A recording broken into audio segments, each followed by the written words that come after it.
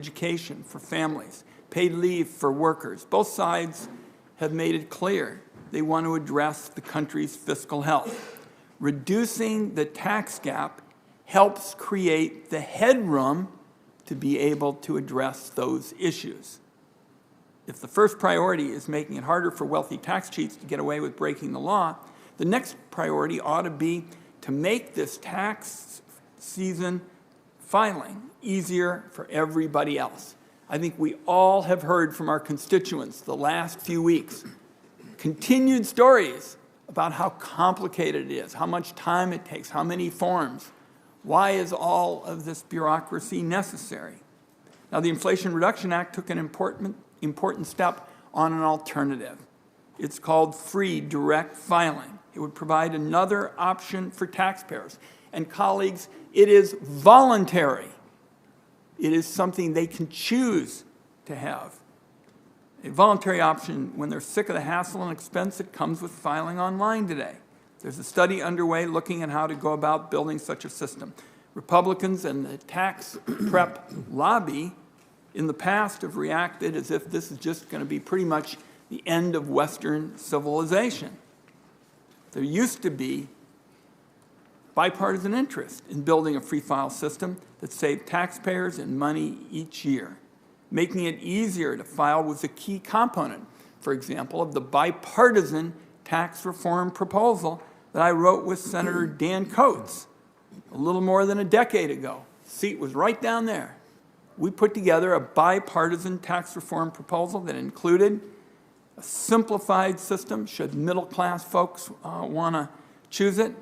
And I am always, colleagues, going to hope that one day we can have another bipartisan proposal to include free file, the kind of idea Senator Coates and I pursued for so many years. Unfortunately, these days, too many Republicans are on the side of the big tax prep companies, the big companies that squeeze Americans for billions of dollars each year in various fees and markups. They've even objected to the organization that's conducting the free file study.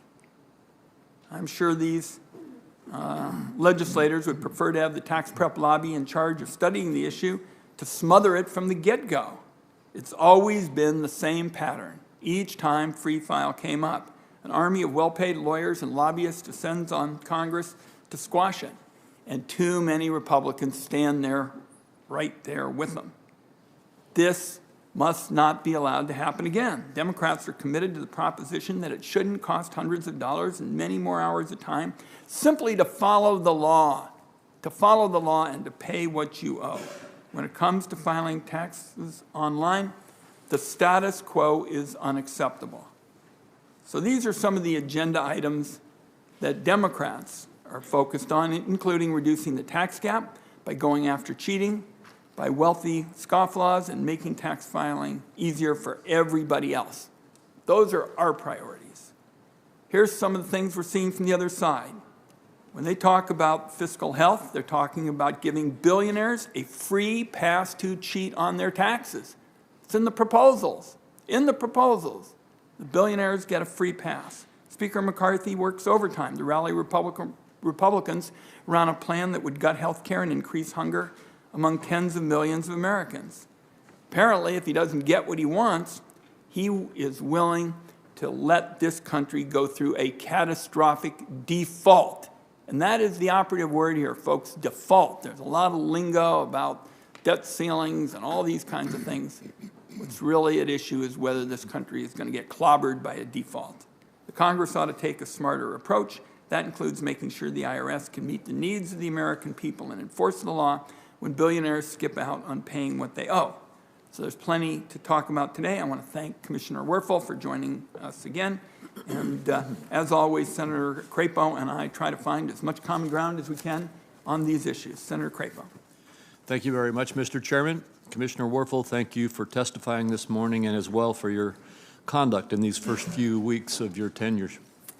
I hope you'll continue to be transparent, accessible, and willing to work with me and my colleagues, particularly regarding support for taxpayer services and modernization of our outdated IT, which House Republicans passed in their bill showing their support.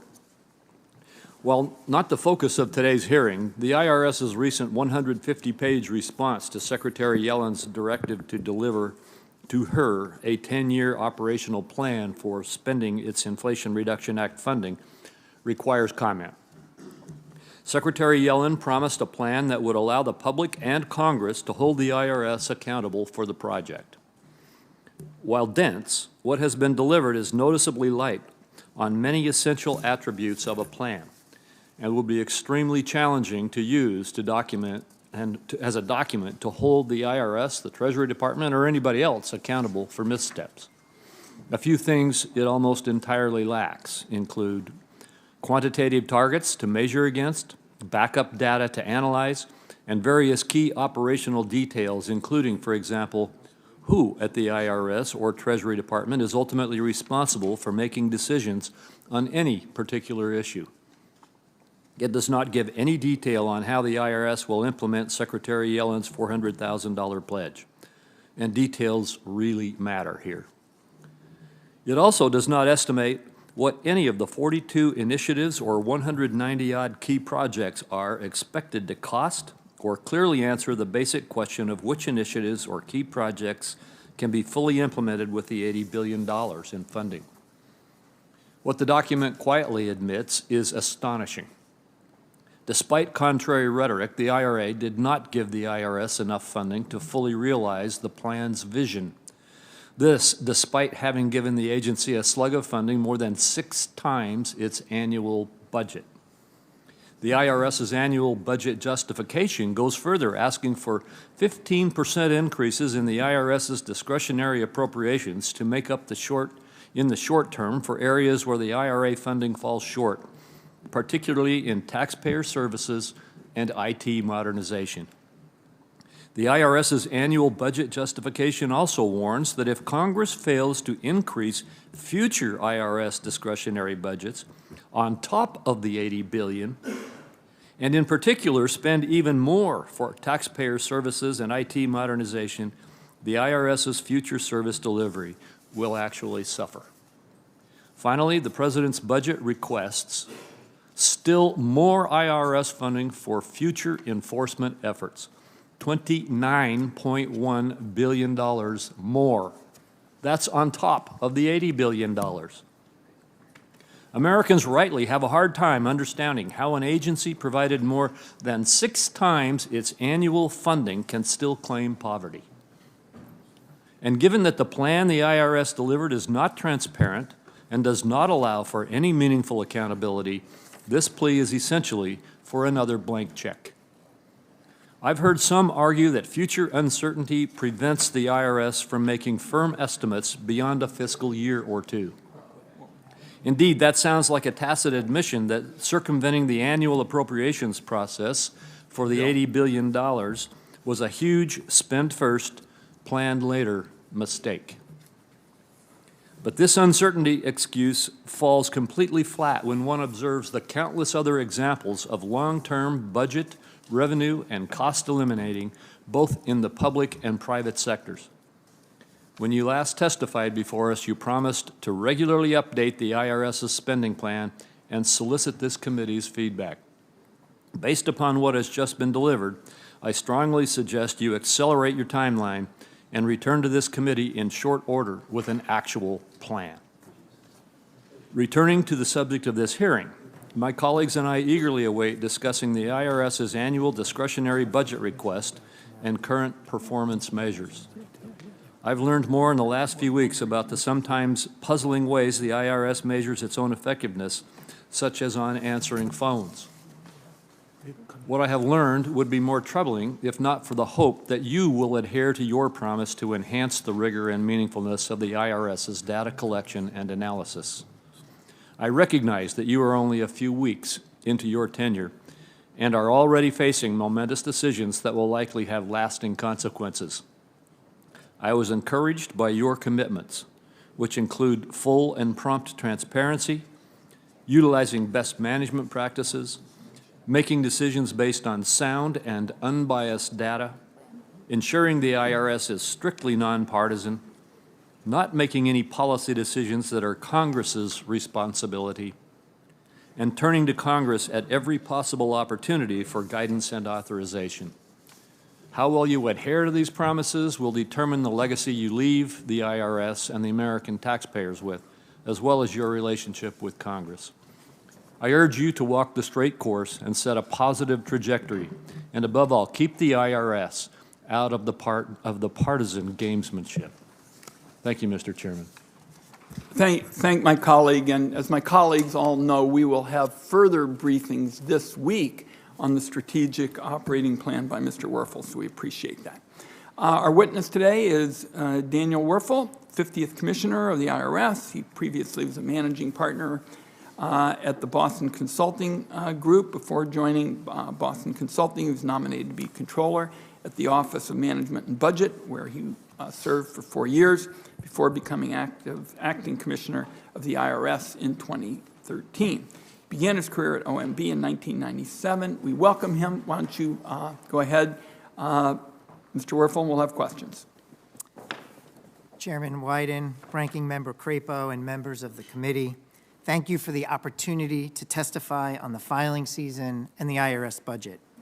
I am pleased to report the IRS provided substantially better service to taxpayers during the 2023 filing season. We delivered a strong tax season for the nation, the best in several years. Through April 7th, the IRS received more than 101 million individual federal returns and issued more than 69 million refunds, totaling about $199 billion. IRS employees were able to make substantial improvements this tax season because of the funding Congress provided through the Inflation Reduction Act. This funding made a difference. It allowed us to hire more than 5,000 phone assisters, which led to a phone-level service averaging 87% during the filing season. The average wait time on the phones was 4 minutes. This is a major improvement from last year, when service levels were under 15% and wait times averaged 27 minutes. Perhaps most telling was this. IRS employees answered 6.5 million calls to help taxpayers. That's 2.5 million more calls than last year. Improvements were seen in other areas. We increased face-to-face visits at our taxpayer assistance centers to 474,000. That's up more than 30% from the year before. And we expanded digital scanning efforts to speed up the processing of paper returns. Providing a better filing season experience this year was an important step, but more work remains. The long-term funding from the Inflation Reduction Act gives us a unique opportunity to transform our agency over the next decade. Historically, the IRS received funding that allowed our staffing and operations to keep pace with the size of the U.S. population. In 2010, that changed. Cuts in annual funding caused IRS staffing levels to decline by nearly 17% to less than 80,000 full-time employees by 2022. While the IRS shrank, the U.S. population grew by more than 7%, reaching 334 million. These reductions caught up with us. You could see that in the poor taxpayer service levels in previous years, including last year. We were able to improve this filing season by shifting Inflation Reduction Act funds over to our day-to-day operations. If we continue using Inflation Reduction Act funding this way, however, focused on short-term operations rather than long-term systemic improvements, we will not be able to transform the taxpayer experience, modernize outdated IRS technology, and deliver more effective enforcement of the tax laws as the Inflation Reduction Act envisions. The IRA funding was designed to restore IRS core operations and prepare the agency to serve the nation in its future. But that work is outside of our base level funding. That level of funding, which is $12.3 billion for fiscal year 2023, has not materially increased since fiscal year 2010. In fact, in real terms, we are 33% below our funding level in fiscal year 2010 if we had just received inflationary adjustments. it's not enough resources to fund a tax system in an economy that grows in size and complexity every year. So I ask for your help to build on the remarkable progress we saw this filing season by supporting the $1.8 billion in incremental discretionary funding requested for fiscal year 2024. This funding will enable us to maintain our current performance in the next filing season, while allowing us to use the Inflation Reduction Act resources as Congress intended to modernize our operations so we can sustain and improve our service to taxpayers into the future. Our strategic operating plan lays out in detail our path forward, describing how we will improve all aspects of our operations. The plan, which I call our public to-do list, lays out roughly 200 projects for improvements for taxpayers, tax professionals, and IRS employees that will transform our work on the phones, in person, and online. Inflation Reduction Act funding also gives us an important opportunity to improve enforcement efforts to promote fairness while respecting taxpayer rights. The agency will follow Secretary Yellen's directive not to raise audit rates above historical levels for small businesses and households making less than $400,000. I want to be crystal clear. We are not increasing audit rates for hard-working taxpayers making under $400,000. That is my pledge. There is no surge of new audits coming for workers, retirees, and others. We have plenty of other areas we need to focus on. Instead, we will build capacity to pursue high-income and high-wealth individuals, complex partnerships, and large corporations that are not paying the taxes they owe. We will use Inflation Reduction Act resources to hire highly skilled employees to address noncompliance among this group of taxpayers. I plan to provide regular updates to Congress and the public on our efforts to transform the IRS, and I would be happy to delve deeper into the details with committee members. For example, I will provide a supplemental document that provides in one place extensive detail on planned expenditures over a 10-year period and on hiring over a 3-year period. And within the next 3 to 6 weeks, I will be able to add more detail showing expected hiring across the full 10-year window. I am optimistic we can build on the accomplishments of this filing season. The question is not whether the IRS can improve service to taxpayers. This year, we proved that dramatic improvement is possible. The question is whether we can continue to improve.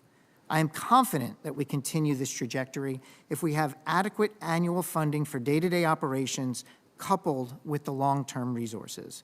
Combined, these will transform the IRS over the long term into an agency that taxpayers and the nation expect and deserve.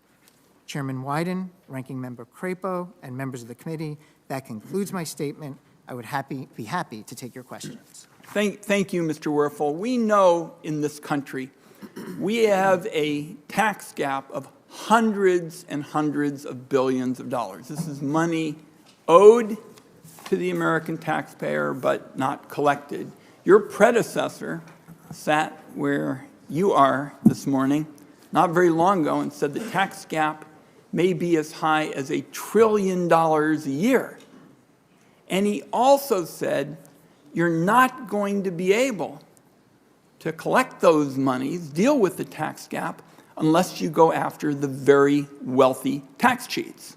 And that's because, and you've mentioned this, the workers who have wages and salaries, we already know essentially a lot about them with respect to the taxes owed. It's these wealthy tax cheats who can pretty much decide what they want to pay, when they want to pay it, that are the challenge. So my question is, a couple of weeks ago, the Senate Finance Committee completed a long investigation finding that the big bank, Credit Suisse, violated a plea deal with the Department of Justice where, again, you are seeing massive tax evasion by thousands of wealthy Americans. Our investigations team uncovered an ongoing conspiracy In one instance involving a single family, failure to disclose $100 million in secret offshore accounts. If that wasn't bad enough, the investigation found that Credit Suisse in total concealed from U.S. authorities 23 large accounts worth more than $700 million. And this kind of flagrant abuse, flagrant tax evasion, highlights the point that you and I have been talking about, is that this ballgame is all about going after these wealthy tax cheats. So my question to you is, Commissioner, how will the agency, the IRS, use the funding you've got to step up enforcement to crack down, for example, on the use of secret offshore accounts, something that is ongoing by wealthy Americans? How are you going to use the funds to tackle that? Well, as I've said, Mr. Chairman, the enforcement funds in the Inflation Reduction Act will be focused to improve capacity in these areas of reviewing the taxes of high wealth individuals, large corporations, and complex partnerships. It's been a place that we have been historically severely under-resourced to take on, and the Inflation Reduction Act provides much-needed resources for us to finally build the capacities that we haven't had. Now, your point, critical to doing this, is we have to ID certain patterns of activity where tax dodging is most rampant. And you point out, offshore. You're not the only one to point this out. In a recent GAO report on the tax gap, they ID'd abusive tax shelters as an area where the IRS has to do more. So our plan is to build capacity, and that means subject matter experts, specialized accountants, data scientists, lawyers, all of which who understand how these things are set up and can help us navigate them and figure out where the funds are that should have been paid back to the nation that haven't been. So you will go after foreign banks like Credit Suisse. And the reason I want to ask that question first is Credit Suisse got busted almost a decade ago for doing what we found they have continued to do. In other words, they came to the federal government, their CEO raised his right hand, promised 100% compliance. And then all of a sudden, what we found is we're dealing with it all over again. So you've got recidivists here, people who have ripped off the American taxpayer, because it's those working class people that pay when the wealthy Americans get out of their obligations. And I think it is very important that the American people hear that when you're talking about a recidivist like Credit Suisse, who promised that they would stop doing it and then continued to do it, I think it's important that we know those are the kind of people that you're going to go after.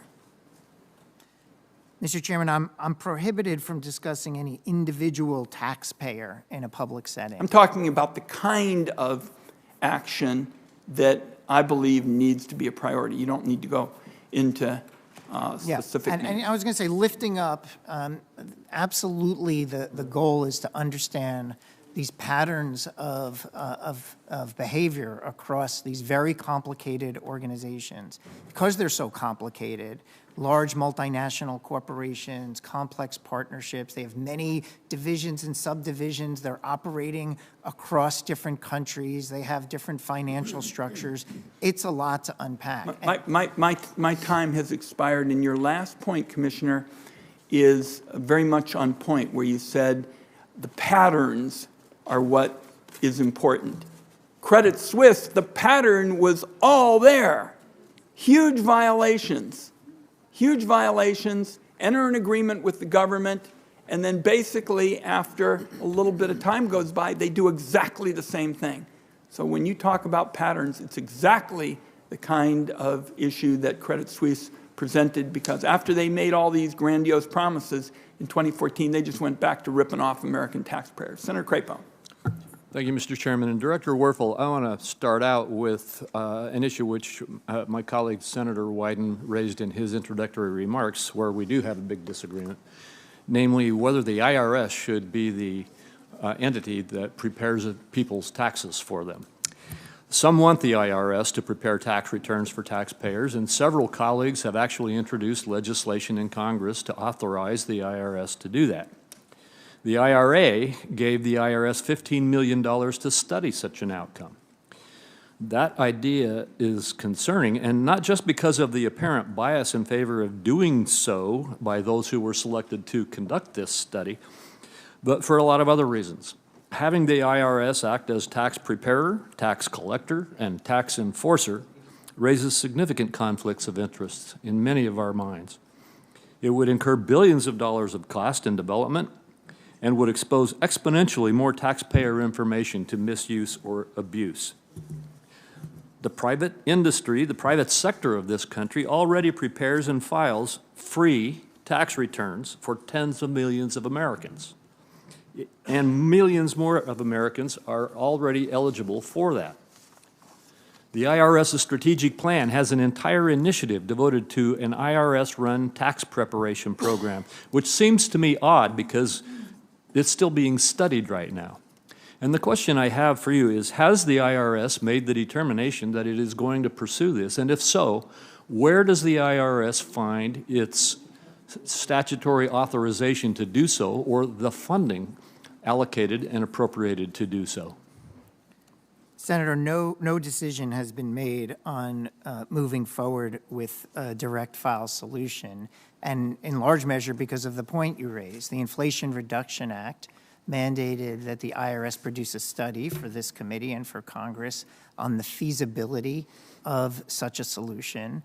That study is due in mid-May. We're on track to complete that study. I don't want to jump ahead of the conclusion because the study's not done yet, and so we're still working through. And what we plan to produce will hopefully create an important dialogue between the IRS, the administration, and this committee on what the study says and whether it is feasible or not and what the various issues are. Because you've raised some questions, and hopefully the study will help us have a good dialogue on those questions. Well, can we agree that, I'm glad to hear your answer, that it's not a predetermined outcome already. And can we agree that the decision is one that Congress can make, not the IRS independently? I'm not sure of where the legal authorities are. I would actually, I think it's a good question to ask in the context of issuing the report. The report really focuses on operationally what it would take to produce such a solution. Your question in terms of who has the legal authority is something I'm not sure is within the scope of the report, but is clearly an important question to ask on any go-forward plan. Well, I would tell you that I encourage you to recognize that Congress has the authority to make this determination. Let me move on. My time is running out. Senator Wyden also asked you about the tax gap. Have you done an analysis, or has the IRS done any kind of an in-depth analysis you can show us as to where the tax gap lies? And what I'm referring to is something like what we've seen out of the Joint Tax Committee that goes by income increment or cohort. Where is the tax gap, that whether we can decide on what the amount of that tax gap is, where is the tax gap among people who live in the United States or who are taxpayers? Yeah, we released our latest tax gap assessment in October of 2022. It covers years 2014 to 16. I don't think we have time to unpack all of the rich content in there. I will say that it does give us a good roadmap for where to assess where there's a difference between the balance owed and the balance paid. One of the things that's important to understand is we're constantly trying to improve the way we measure the tax gap. And when I was answering Chairman Wyden's question, when we have better capacity to assess, for example, high-income taxpayers, individuals, large corporations, and complex partnerships, we will learn more about how those financial structures are laid out and be able to hone more detail in terms of what the tax gap is in those areas. Well, thank you. And my time's running out. I want to ask my last question. Please. So I was very interested in your, again, making the pledge that you will not increase taxes on those audits on those making less than $400,000. As you've likely gathered from my opening statement, I'm concerned that the strategic plan did nothing to flesh out the details of this. And I don't have time for you to get into it today, but we know even less about what the IRS believes will happen to actual audit numbers for taxpayers making less than $400,000 than we did before. There is some kind of a historical rate that's being referenced. There is a pledge now, and a pledge from both Secretary Yellen and you, but we need to get details as to exactly how this pledge will be honored as we move forward. Yes, sir, I'm prepared to provide additional details, maybe in additional questions that are coming up. I know we have a member meeting with me tomorrow. Of course, I understand that there's a request for more details, and I think the plan that was issued is robust. As you said, it's dense. Does it answer every question? No, and that's because we want to work with you to figure out what the questions are that we need to answer to make sure that what we're doing is very clear in terms of how we're going to improve the IRS. Senator Cardin. Thank you, Mr. Chairman. Director Werfel, thank you for being here, and congratulations on this tax season. You have triaged the IRS in order to deal with the necessary services to taxpayers, and you've done it well. And I appreciate the point that you make, and that is you need to have the ability now to invest for the future in regards to technology and workforce so that you can maintain that type of service level. One of my highest priorities for the IRS is to recognize it needs to be a customer-based organization. You need to be able to answer questions of taxpayers. You need to be able to provide those services. So I thank you for giving us the hope that we can, in fact, do that in a more acceptable way. I want to first acknowledge that our chairman and ranking member have been very sensitive to the concerns of small businesses. I chair the Small Business Committee, and we're going to have some joint efforts between this committee and the Small Business Committee to deal with the challenges that small businesses are confronting in regards to our tax code. As you know, small businesses depend very much on the IRS improving its customer services and improving its technology. So it will help the investments you're talking about making. But small businesses do not have the same type of tax literacy that larger companies have. And they certainly don't have the personnel to deal with complexities in the tax code related to their business if they only have 1 or 2 employees and they're trying to struggle with the challenges of a young, new entrepreneur. So I appreciate the discussion you had with the ranking member and the chairman in regards to direct filing and the study that's being done. I would encourage you to also include small businesses as to the impact it could have on our small business population on trying to simplify the way that they can comply with our tax codes. I just point out that the authority issue is interesting because we haven't given you the authority you need to go after paid providers. And one of the issues, particularly for low-income families, yes, there is free tax service available, but there are also paid providers that they're paying for, and we're not sure they're getting value in all these circumstances. And unfortunately, we don't have the accountability that is necessary here. So I hope that your advice to us will be comprehensive, particularly how we can deal with low-income families and small companies in getting through our tax code more efficiently.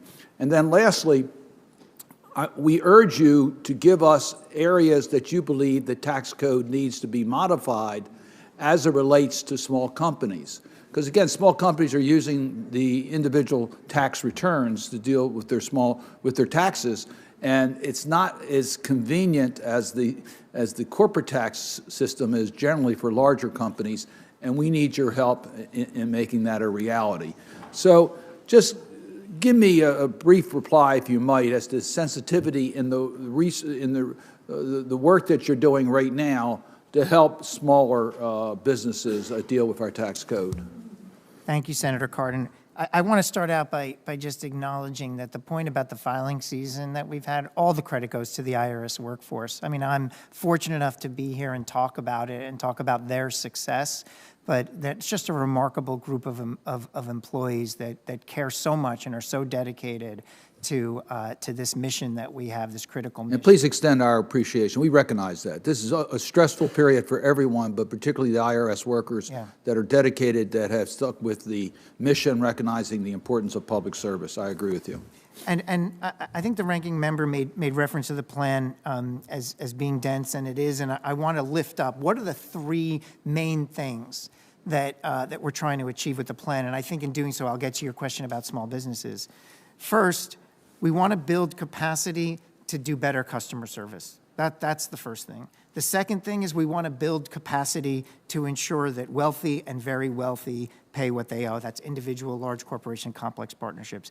And third, we need to modernize the IRS infrastructure so we can better protect data and we can better automate our processes. So in all of the planning, those are the three things that I want taxpayers to take away.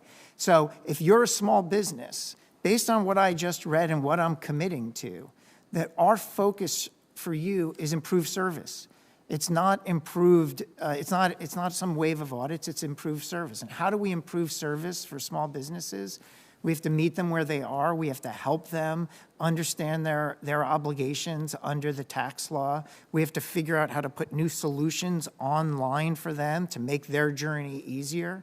If they're paper filers, we have to figure out is there a bridge to get them to electronic files? Can we work to process their paper filers more quickly so they can get their refunds and have tax certainty more clearly? So if we can modernize the IRS, then we can also keep pace with how complex the law is and is changing, and we can meet taxpayers where they are more effectively. We just historically haven't been able to do that because of the incremental and aggressive funding cuts that have happened since 2010. But the Inflation Reduction Act provides us an opportunity. And again, if you're a small business, our emphasis, our focus, what I'm going to go to sleep at night thinking about and wake up in the morning thinking about is how do we help small businesses meet their obligation? Thank you. Thank you, Mr. Chairman. My colleague, Senator Cornyn's next. Commissioner, isn't it true that a tax credit or a tax subsidy, dollar for dollar, adds to federal expenditures, and in the case of a $31 trillion debt, it adds to the debt? In other words, tax credits are just another way for the federal government to spend money, correct? I think technically it's like an outlay or a spend with respect to measuring the deficit. Thanks, Bill. We talked a little bit about the Inflation Reduction Act. In addition to throwing gasoline on the fire of inflation with $700 billion of additional spending and added to the debt, as part of the Inflation Reduction Act, this partisan bill, this was voted on exclusively by our friends on the Democratic side of the aisle, signed into law by the president. It lavishes rich subsidies for electric vehicles, up to $7,500 tax credit for the for electric vehicles. And I want to point out that contrary to the original estimate about how much this would actually cost in terms of outlays, it was originally advertised as being a $30 billion expenditure, and the truth is it looks like it's going to be closer to $200 billion, 6.5 times higher than advertised. The president, as you know, has said by 2032 he wants to, by his magic wand, say that 2/3 of all the vehicles being built will be electric vehicles, even though we now have 280 million cars on the road, and almost all, except 2 or 3 or 4%, are internal combustion engines. Added to that, we know that about 60% of electricity that would be needed to charge those batteries comes from fossil fuels. Only about 22% of electricity is generated by renewables. And we know that basically this mandate and this expenditure, this lavish expenditure for the rich, would do virtually nothing to reduce carbon emissions. But I want to ask you about the supply chain. 77% of the batteries made in the world are made by China. We know they're on a path to increase their capacity to build electric batteries by 7-fold by 2027. Is there any way that this mandate President Biden has ordered with the stroke of his pen, is there any way that it will do anything except increase the sale of Chinese-made batteries here in the United States? Senator, I don't know the answer to that question. What I do know is that what the IRS responsibilities are to issue regulations and guidance for how these credits will be evaluated and who will be eligible for them based on a very intricate array of requirements that are in place. What we are doing now is issuing on a path to issue regulations for comment. And so the questions that you're raising, the tensions, the policy tensions that you're raising, will be fleshed out in the comments that we receive on the regulations. And then I will be able to come back and sit in this chair and be more illuminating in terms of what those comments are and talk to you about what those tensions are. And you will agree with me that those regulations are going to have to be consistent with what is in the law? Absolutely. Okay. And actually, the Inflation Reduction Act, misnamed, I might add, actually provides a smorgasbord of credits for electric vehicles. For example, there's a $4,000 credit for used electric vehicles. That's Section 25E. There's a $40,000 tax credit for commercial electric vehicles. That's Section 45W. Yep. And then there's a tax credit for fuel cell cars, which is Section 30B. Do you know if these other credits have the same critical mineral and battery sourcing requirements as the $7,500 EV credit? Senator, I don't know that at my fingertips, but I can certainly provide you information on that. I appreciate that, because it appears to me that the American taxpayer will be subsidizing the purchase of Chinese-made commercial and used electric vehicles by virtue of these tax credits. So we'd appreciate your getting back to us with that information.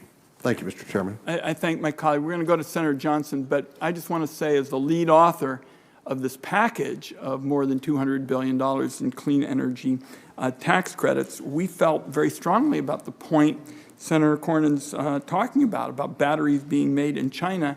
And the legislation, and this was at my direction, provides incentives for batteries made in the United States. And it was something we worked on for some time. Mr. Chairman, if I could just respond briefly, it's not possible to meet that requirement due to this constraint on supply chain and battery manufacturing. So it's either going to subsidize Chinese-made batteries or it's an illusory promise.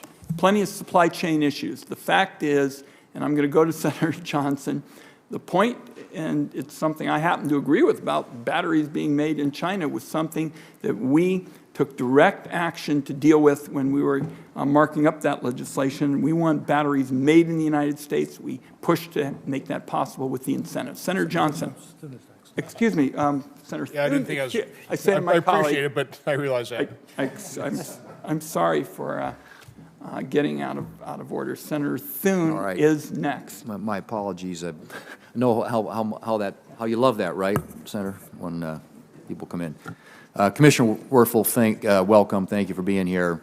And I know you're probably answering a lot of questions on this front, but in your confirmation hearing, you said that you'd have dual priorities at the IRS, and I quote, equally focused on improving taxpayer services and improving the IRS's capacity to unpack complex returns, end quote. Now, and I appreciate and respect your aspirations there, but the funding priorities in the Inflation Reduction Act and the President's budget show very different priorities. For example, of the $80 billion provided to the IRS and the partisan IRA, more than half, or about $46 billion, is directed toward enforcement activities, only 4% of the $80 billion, and I get 4%, 4% was earmarked for improving taxpayer services. And President Biden recently proposed boosting the IRS budget by 15% over and above the massive funding increase the IRS received from the Inflation Reduction Act. The President's budget would provide a separate additional $29 billion to the IRS for enforcement, again, in addition to the $46 billion for enforcement the IRS received last August. So given the overwhelmingly disproportionate funding toward enforcement compared to taxpayer services, would you agree that some of the IRA enforcement funds could be more effectively spent on improving customer service? That's a good question, Senator. I think that we actually need funds to do both, and I worry that if we were to redirect funds out of one bucket into another, we would lose important ground that we need to cover in one particular area. And I say that, I know it seems like for the enforcement dollars that there's a lot.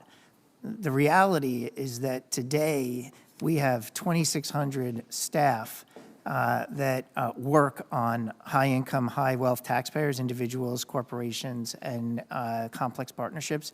There are more than 390,000 of those. So, and 390,000 high-wealth, high-income taxpayers, corporations, individuals, and partnerships, and we have 2,600 staff. And a lot of these filings are thousands of pages, tens of thousands of pages, and some come in hundreds of thousands of pages. So every dollar we move off of our efforts to build the capacity to unpack those returns means I think we're leaving money on the table for the American people in terms of our ability to close the gap in terms of what's paid versus what's owed. Well, and I don't dispute the fact that there probably could be some need for additional enforcement. It just seems like the way this skews, you think about 4% for taxpayer services. You had, 90% of the phone calls into the IRS weren't answered in 2021, and I think it was a little better last year. And then you've got this, massive amount of funding infused into the enforcement, not only out of the IRA, but now also out of the, the budget, the present budget, which we're considering and talking about here today. But I want to make one other point, and I think it maybe was touched on just by Senator Cornyn, but the Inflation Reduction Act, only 4%, $3.2 billion over the overall funds toward taxpayer service. The IRS Inflation Reduction Act Strategic Operating Plan, which was recently released more than 45 days late, I might add, proposes a total of $3.9 billion for energy security, which includes $1.2 billion of the total allotment for taxpayer services. Now, by energy security, is the IRS referring to an all of the above energy approach, including conventional energy production, or simply provisions related to green energy? The funds that we need are to implement the energy credits. It's a lot of work. There's a lot of customer service reps that we need. So, for example, in the budget for 2024, we've asked for a $1.8 billion incremental increase. Part of that $1.8 billion is to fund about 1,200 new customer service agents and staff to help us implement the energy credits, because we're going to get a lot of questions coming in, and there's going to be a lot, and we're going to have to process additional applications for credit. So that's what that funding is talking about. So, but as IRS Commissioner, what is a higher priority for your delivering better taxpayer services? Or is it advancing new Green Deal policies, which I will note are projected to blow way past initial CBO projections? I mean, is it taxpayer service or is it Green New Deal priorities? It's taxpayer service, and the reason is because why doesn't the budget reflect that? The IRS's responsibility is to administer the law that's enacted by Congress, and so we don't take policy preferences. We basically try to manage the portfolio. I know you don't do that, but you do have to prioritize. You have a certain amount of allocated resources. Yeah. And what I'm saying, when 4% is going to taxpayer services with the deplorable record the IRS has in responding to people across this country, and I'm all for secure and sustainable energy policies, but I am deeply concerned that the IRS has made more IRA funds committed to promoting the administration's radical energy agenda than for improving taxpayer services. And I know my time's expired. I'm working with Senator Grassley on an IRS Funding Accountability Act, which hopefully will bring some transparency and accountability to this massive infusion of dollars and resources and employees the IRS now has. And I just really urge you to reconsider your priorities. Senator Thune, just very quickly, and then we'll go next to Senator Warner. On this question that you started with respect to service and enforcement, and you and I have worked on so many of these tax issues over the years, I would just hope that we would not say these are mutually exclusive. We ought to do both. We desperately need to improve services. Our citizens are telling us that's important, but we also need enforcement because that's what the tax gap is all about. If we don't enforce the tax gap, we won't get the money from these wealthy people, but I'll look forward to the kind of proposals that you're going to be making and always willing to work with you. Senator Warner. Thank you, Mr. Chairman, and thank you for holding this hearing. Commissioner, it's good to see you. You don't look that much worse for the wear. Again, I think many of us on both sides of the aisle, regardless of where we may disagree or agree with specific policies, are really grateful for your willingness to take on this job. And I know the chairman's already mentioned this, but I want to commend the fact that we are working through that backlog, and we're going to have I think, an efficient, hopefully, tax-paying season. I want to drill down on two issues, one which I've raised with you already and one that I have not. The first is, and this was the call we had in late March, the employee retention tax credit. One of the things we put in place during COVID, again, a bipartisan piece of that legislation, which I think was well-intended to make sure that folks, that employers kept people on during COVID rather than having to put them on unemployment. As I shared with you, there are a number of businesses in Virginia, and I imagine this is probably the case in other states as well, where there's been a backlog, they can't get clarity, they're not getting these tax credits, which I think they deserve. And since these are businesses that did, from a policy standpoint, what I think we all thought was the right thing by keeping folks employed during that period, can you update us on the overall ERC backlog and where we stand? I can, Senator. Thank you for the question. And what I'd like to do is just very quickly walk you through the situation as I'm finding it in my first weeks at the IRS, the actions that we're taking and the results that I expect or we should expect. So the situation is the employee retention credit is an extremely complicated filing to process. It's paper-based. It's often coming through as an amended return, and you have to align resources across multiple tax years. So the staff at the IRS has a lot of work to do when these come in to make sure they're processed correctly. Secondly, we see a lot of potential fraud and issues in terms of nefarious individuals seeking these refunds when they're not, or these credits when they're not eligible, or trying to dupe people into thinking that they are eligible or not. So that also clutters. So that's the situation. The action is that now that filing season has ended, we now expect less calls coming in as people have, most of them have filed their taxes. We can redeploy people off the phones and reset so that we're managing paper. Now, prior to this move of moving people off the phones, we were resolving about 20,000 of these employee retention credits a week, using overtime and any downtime where the phones aren't up, moving people to do it. Like every resource, it's an all-hands-on-deck situation. Post this filing season, now that we can reset the staff, I think we can maybe double per week the amount of refund of credits that we're processing. So that's the action that we're taking. And in particular, I want to make sure, and I've talked to the team about making sure that we go with the older ones first, like those that have been waiting the longest. So, really focus on if it was received in 2022 or prior, because they're still coming in. And under the law, they can come in until 2025. So this is a filing that we're going to be dealing with for years. But I think we're going to make progress. How many, but if you're saying, it's a great answer, but I also took away the fact that you're going to double per week the number of these that are dealt. How many are being, how much of the backlog is being taken care of on a weekly basis at this point? 20K. 20K. So 20K a week. We can look at 40K a week going That's forward. the hope. Okay. That's what I've asked the team You to just do. said it on the record, so I'm going to be back to you. Last question. Section 127 of the code has something that has, again, been bipartisan supported for years, which basically, as you're aware, allows an employer to go ahead and send an employee back to school to get additional education, and that additional education up to $5,250 a year goes tax-free to the employee. Great retention tool, great ability to get additional skills.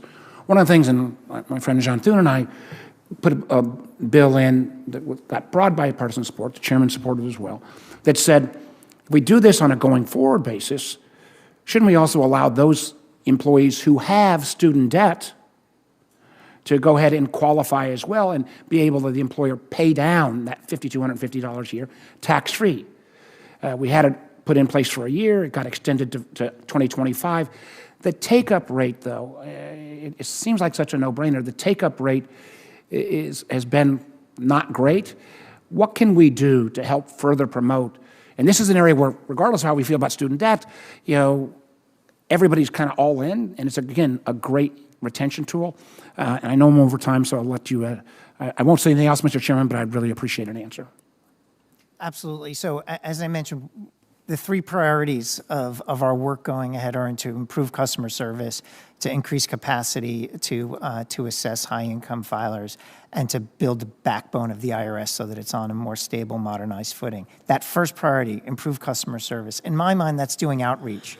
That's making sure that taxpayers are aware of the credits that they are eligible for, the benefits that they can participate in. I think there's an education gap, and then maybe a sense of what's available, and then a sense of, well, the IRS is so complicated. Even though that benefit might be there, how am I going to navigate the tax laws to get there?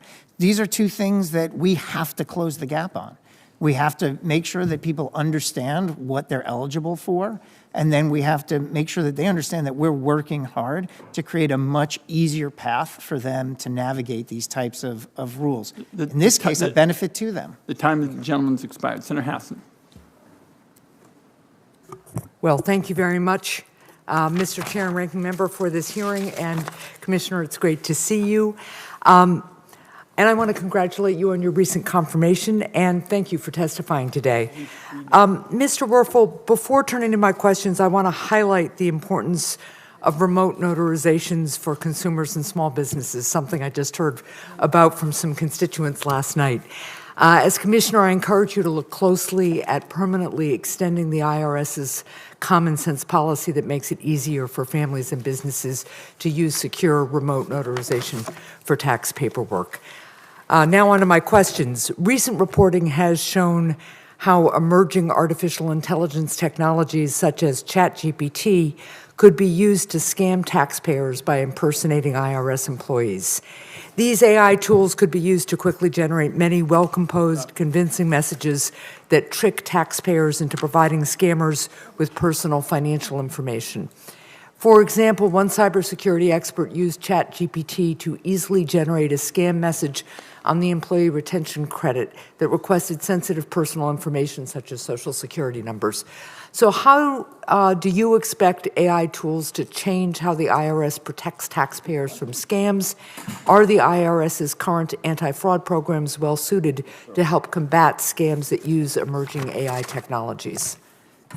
It's a great question, Senator, and we do have embedded in our operations tools, forensic tools, fraud detection, data and analytics that have been strengthened over time. And I find as I arrive at the IRS it to be in very good shape in terms of our understanding of the portfolio of fraud that's out there and how we detect it, but we have more work to do. And in particular, this is fast moving. Yeah. This is like this, there's this concept of Moore's Law in terms of how exponential these things move. This is why the Inflation Reduction Act funds are so important. Right. I mean, it's the difference between us being under-resourced and allowing these scams and AI and these emerging solutions to outpace us, or the ability for us to keep pace. Okay, well, and I would look forward to continuing the conversation with you about ways we can make sure that you are all in a position where you can deal with evolving threats. Absolutely. The National Taxpayer Advocate has called paper tax returns the IRS's kryptonite. Many of the frustrating IRS issues faced by my constituents are because of the backlog of unprocessed paper returns. The issues range from families who are struggling to get their refunds to small businesses waiting for employee retention tax credit payments. How does the IRS plan to improve processing of paper returns, and how will you help our constituents stuck in the backlog? Yeah, so a couple of things. First, scanning is a critical part of this, and we have really started to scale our investment in scanning solutions. We're scanning hundreds of thousands of paper forms now, and that just makes the entire processing much quicker. And I anticipate this, we're getting better and better at it week by week, and I think we're going to start to be able to do a lot more scanning, especially next tax filing season, but right now to deal with our backlog today. The second thing, and I mentioned this to Senator Warner, with the end of tax filing season, we need to start redeploying some of the people that have been on the phones, move them to the paper processing. This is just good seasonal adjustments of workforce, and I anticipate that we're going to make substantial progress on some of the paper backlog as a result of just resetting where the employees sit. But there's other things that we can go into, and again, I go back to the fact that we have to make a decision in terms of what we want from the IRS. Right. If we're funded at a steady level or cut, then all we can do is maintain our current operation. We have to make investments to deal with this the complexity of what we see today. Okay. Well, thank you. And I have a bipartisan proposal that would use barcodes to make paper returns easier to process, and I hope you'll look into that. One last thing before my time runs. A recent report found that innovative partnerships between nurses and tax professionals can help first-time mothers fully access the tax benefits available to families. For example, through the Nurse Family Partnership, nurses have helped connect new mothers to tax filing information and tools which can help moms get benefits such as the child tax credit.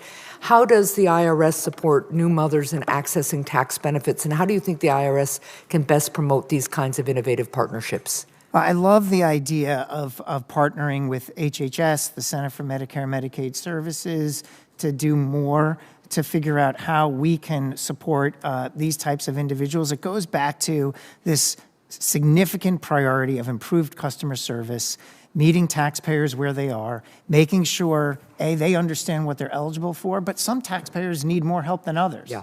And if you're a new mother, if you're struggling financially in another situation, I want the IRS to have a better understanding of that portfolio of different taxpayer situations and then better strategies for how to reach them. I think we can work with other federal agencies to do it. Thank you very much. Thank you, Mr. Chair. Thank my colleague. Senator Langford's next.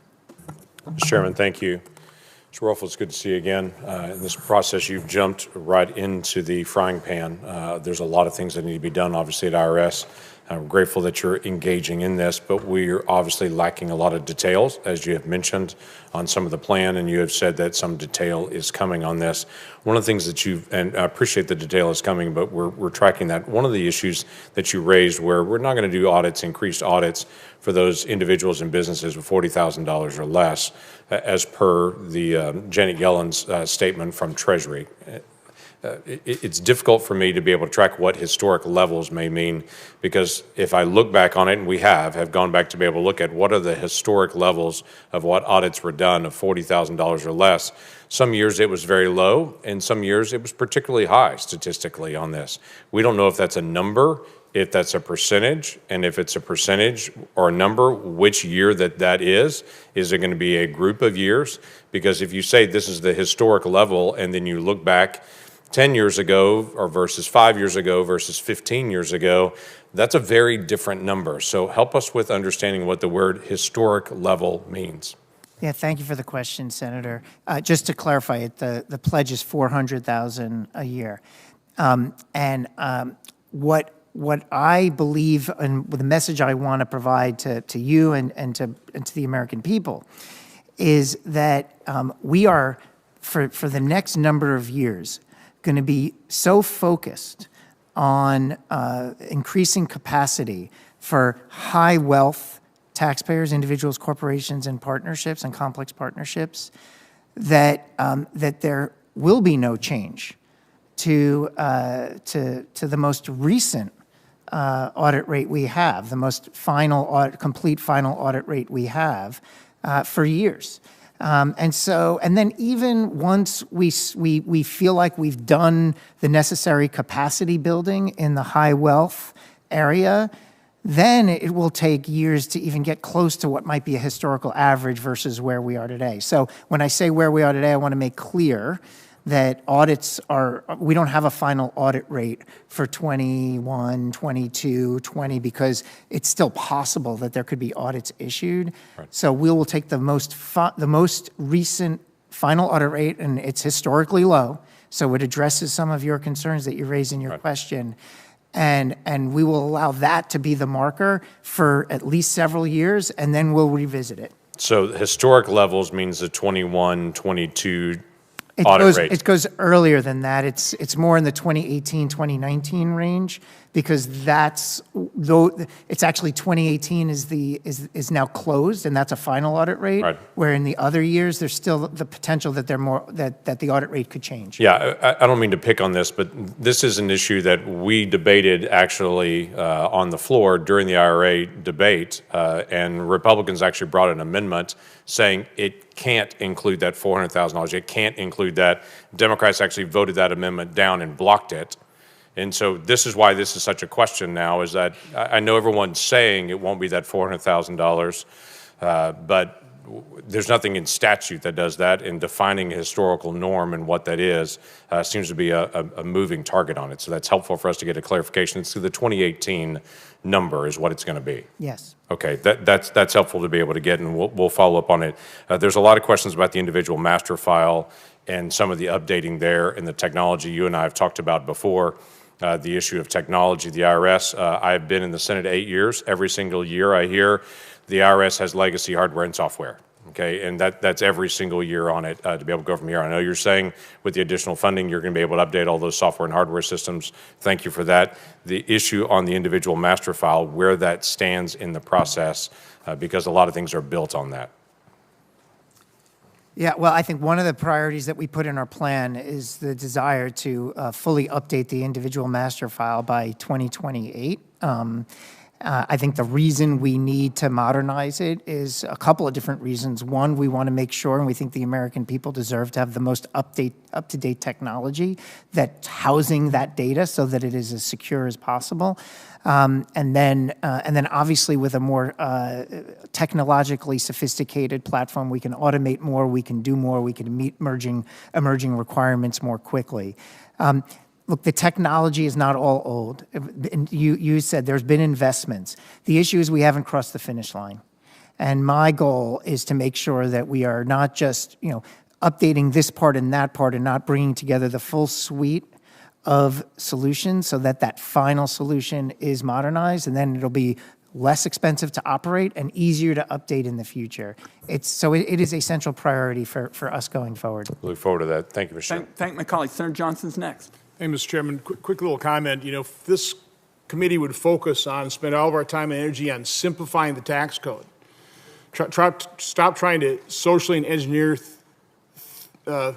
through the tax code, a lot of these issues, a lot of these problems would just evaporate or be a whole lot easier to tackle. So that's just my commentary. Mr. Commissioner, welcome. You're quoting statistics of 87% response rate versus 15% last year. Where are you getting those numbers? Because I have something completely different. Do you have the numbers to back up those percentages? We do, Senator. This is the same methodology that we've used for years. Okay, well, please provide me those numbers because we absolutely couldn't find them. The numbers I have, by the way, is last year, 63 million calls, and you answered 21 million for about a response rate of 33%. This year, the calls are way down. I think people just got discouraged. 26 million calls and 16 million were answered. So you actually answered less according to the numbers I got from the IRS. So I'd like to figure out what that discrepancy is. Absolutely. Secondly, with $45 billion flowing into your coffers on enforcement, I am highly concerned about how are you going to keep partisanship out of your enforcement efforts. How do you make sure that enforcement is apolitical? We have examples of the IRS being weaponized. The Tea Party. Targeting the Tea Party. The lack of enforcement, quite honestly, when we have emails showing Hunter Biden simply didn't disclose income. We don't see any enforcement action. And the most recent, and I say outrageous example of this, was journalist Matt Taibbi was testifying before the House Judiciary Committee in their weaponization of government. Basically, the day he's testifying, an IRS agent ends up showing up at his home.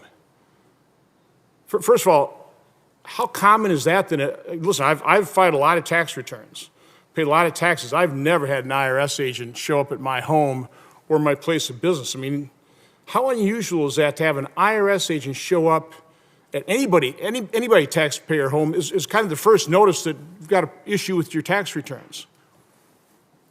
So first of all, Senator, I want to repeat something I said earlier, which is I'm prohibited from discussing. Understand. So that's why I asked you a general question. So I say that what is the normal course of action for notifying a taxpayer if you're going to, for example, reject their tax return?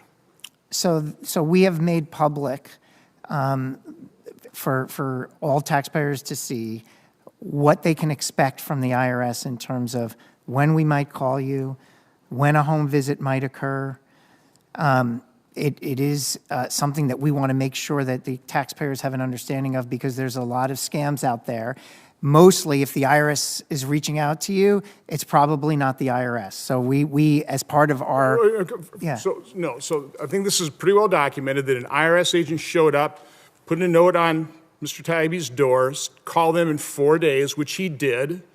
They explained what the situation is. I find that unbelievably unusual. And I'm asking you as IRS Commissioner, does that happen often? How unusual is that an IRS agent would show up at a taxpayer's home and tell them, give us a call? Now, throw on top of that, an IRS agent showing up at a taxpayer's home, that taxpayer just happens to be testifying before the House Judiciary Committee on the weaponization of government against U.S. citizens. I mean, the chance of that happening is infinitesimal, but it happened. So I'm just saying in general, how often does the IRS show up as the first notice that there may be an issue with the problem with the taxpayer's return and makes a personal appearance at that taxpayer's home? Is that part of your procedures? Does that happen very often? Again, I want to be cautious in my answer to make sure that I am not violating a prohibition. That's fine. Talk in general. How often does that happen? I will talk generally. That if a taxpayer, if the IRS is reaching out to you directly, it is more likely the case that there has been some issue with your return. We've tried reaching you through less intrusive means. We have been unsuccessful. We want to help and get a handle on why you may not have filed, on why you might have an outstanding balance due. You're not answering my question in terms of how often that would happen. My time's running out, so all I can say is I know Chairman Jordan has sent you and Secretary Yellen a letter requesting all the information on that. I will be sending a similar letter. I'd like it if the chairman would join me in that letter to get this information, because this is very troubling to have the IRS take that type of action. Again, the chances are so infinitesimally small that an IRS agent would show up at the journalist's door the day that journalist is testifying before a House committee. So I'm also going to be requesting that all the documentation, all the information on that specific case. I believe Mr. Taibbi has already issued a waiver for the IRS to provide that information. So I'm asking, will you comply with that, with those requests? Will you turn that information over to myself and to Chairman Jordan? As long as we can do it consistent with Section 6103, yes. Okay, thank you. Thank my colleagues. Senator Blackburn's next. Thank you, Mr. Chairman, and welcome back to us. Just tagging on to what Senator Johnson was saying, I think it's important to note with the Lois Lerner scandals and targeting that took place at the IRS, you're very familiar with that because you were brought in to help clean that up. And when there's the perception that people are being targeted and there is anecdotal evidence and that information makes it to us, it does mean that we need to question you about this. And you know what a debacle that was during Ms. Lerner's time. I want to return to where I was with you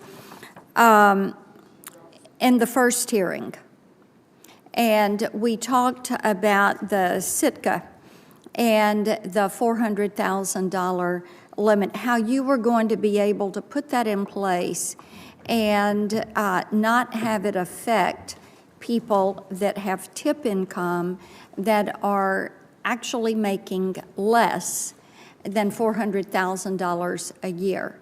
And as we discussed, I don't think you were able to give me an example of someone you knew or any profession you knew that would make $400,000 a year that was working for tips. So if the IRS enforcement focus is on taxpayers that are making $400,000, then how do you justify this Sitka program, and how are you going to handle this so that it does not become a mandate on employers?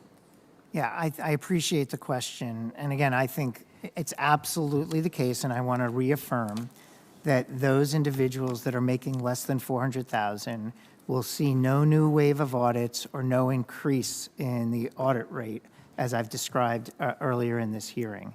On the question of— But you will be increasing their taxes.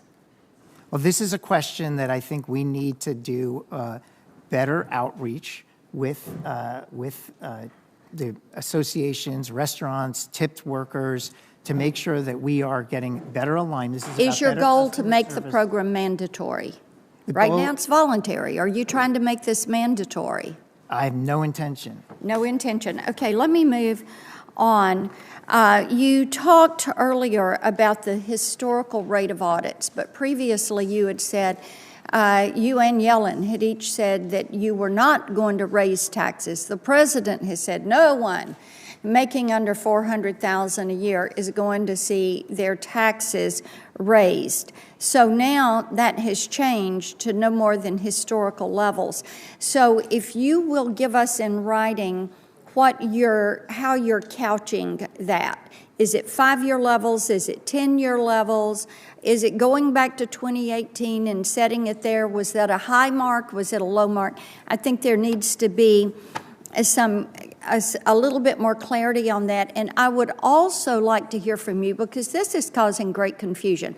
How do you calculate the $400,000? How are you, is it based on adjusted gross? Is it based on net? How are you arriving at this number? And the reason I ask this, Commissioner, is because Tennessee is a very entrepreneurial state. And as you know, we have a lot of people in the music industry. We have a lot of people that do tours, that work with these tours. They're self-employed. They're independent contractors. And while they may have a higher gross, their net is very low. So it's important to have definition around what do you mean, what is $400,000 gross, adjusted gross, net. Where are you pegging that? Yep. Okay. So on that question, we're going to look at total positive income as our metric. So if the return comes in and the total positive income on the return is under $400,000, then we will know that it's in a segment of population that would receive no. Does that increase their audit rate? No, that's the point. There would be no increased likelihood of an audit if they have less than $400,000 in total positive income. Okay. Let's go back to the issue we previously discussed about teleworking. Please. Teleworking, and I know that Senator Thune talked a little bit about the phones not being answered, which is something that we hear quite a bit. You've got a heavy lift to go, and I would love to know what percentage of your employees are currently in the office working and how many are teleworking, and are you pulling that VPN data and auditing that? That's what you ought to be auditing, to see if they're actually conducting business, logged in, working, or if they're asleep on the job. Senator, let me offer you this. First of all, I want to clarify, all employees are working. In my first few weeks at the IRS, I focused my questions as follows. Are we answering the calls? And we answered 87%. Are we in our taxpayer assistance centers and our walk-in centers, keeping the line short, meeting all of our appointments? And we are. Are we making progress on processing the paper backlog? We are. Are we defending cyber attacks? And we defend 1 billion cyber attacks successfully a year. I understand the question. I think also OMB just issued guidance last week on telework, so I'm going to now turn to that and figure out how to make sure that the IRS is aligned with the rest of the government. But I would say that the success we've had with the filing season was the most important metric for me to start with before I got into the details of where someone might be working. Time of the gentlelady has expired, and I just want to say, because we're getting ready to make sure that everybody gets a chance to ask questions, the program Senator Blackburn has been talking about, a small business program, is voluntary, and I want to assure colleagues, as long as I'm chairman of this committee, it will not be mandatory, period, full stop. It will not be mandatory. Senator Bennett. Thank you, Mr. Chairman. Thank you very much for being here. We really appreciate your service. During your confirmation hearing, I raised concerns about how the IRS considered taxing Colorado's state tax refund, which we call TABOR refunds. I also sent a letter out about this yesterday. As you may remember, the IRS notified Colorado taxpayers in the middle of filing season, right when people were filing their taxes, that it could tax their TABOR refund. In 30 years, the IRS has never done that before. And in February, the IRS issued guidance saying it wouldn't tax TABOR refunds for the 2022 tax year, which we appreciate, but the guidance also opened the door to tax these refunds in the future. In the fine print, the IRS grouped state tax payments into 2 categories. The first category was state tax refunds, which the IRS almost never taxes, and the second category was general welfare and disaster relief payments, which the IRS is more likely to tax down the road. And for reasons that I still can't understand, the IRS put Colorado's TABOR funds in the second category. I think that the TABOR refund should have been placed in the first category. They are state tax refunds. This is how the IRS has treated them for 30 years. TABOR refunds only go out, as I think you know, Commissioner, to Coloradans when the state collects more in taxes than we allow in state law. It's a tax refund. It's not a form of income, and it has been treated that way for 3 decades. During your confirmation hearing, you committed to working with my office and the state of Colorado ahead of the next filing season about this. Could you talk about how you're thinking about this now and give some assurance, I hope, to people in Colorado about how this is going to be treated?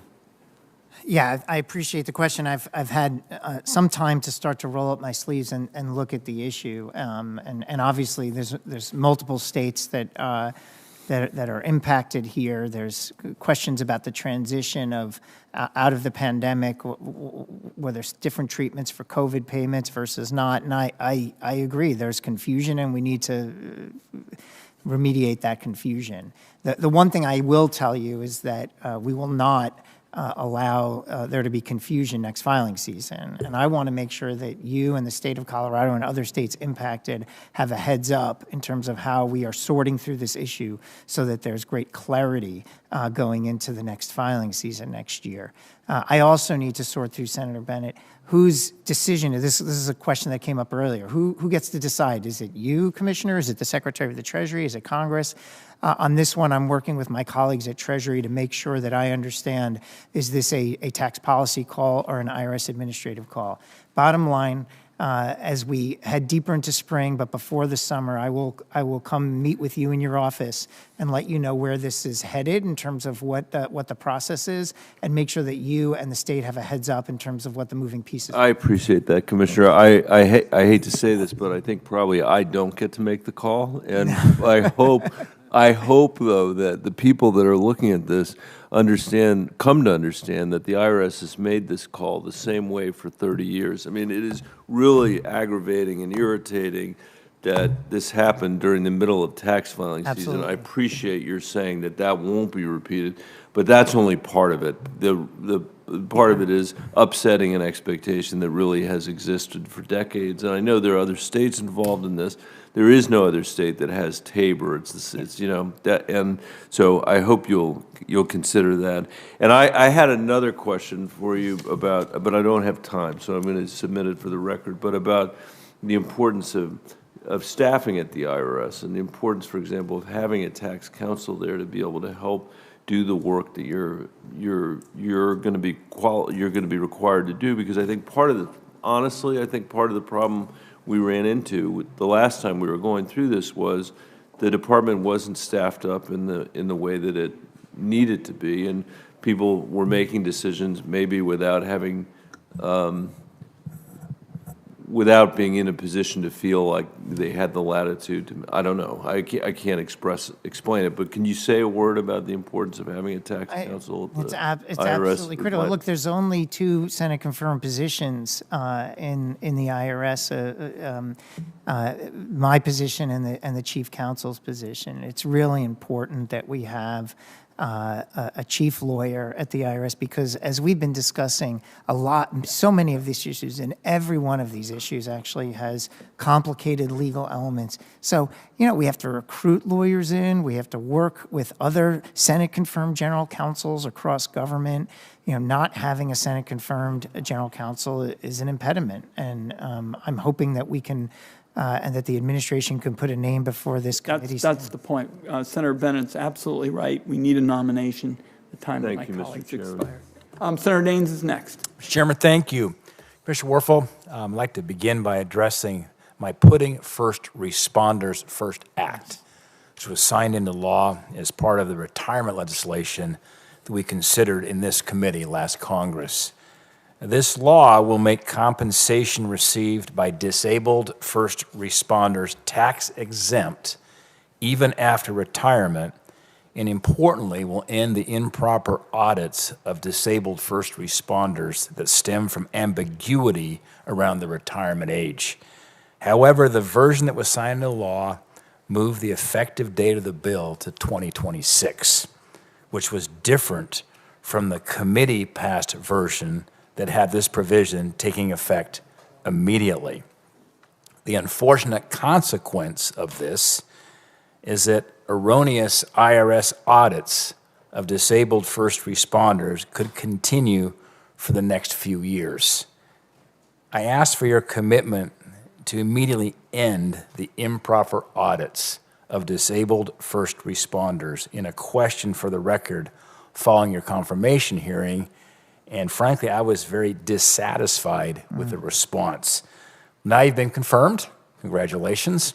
I'm going to give you another opportunity to answer this, which I believe is a very straightforward question. It's this: will you commit to ending the improper audits of disabled first responders?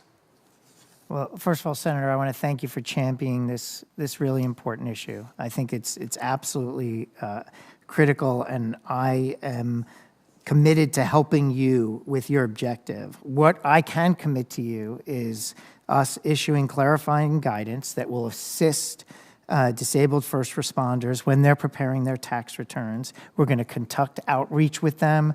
We're going to walk them through the guidance.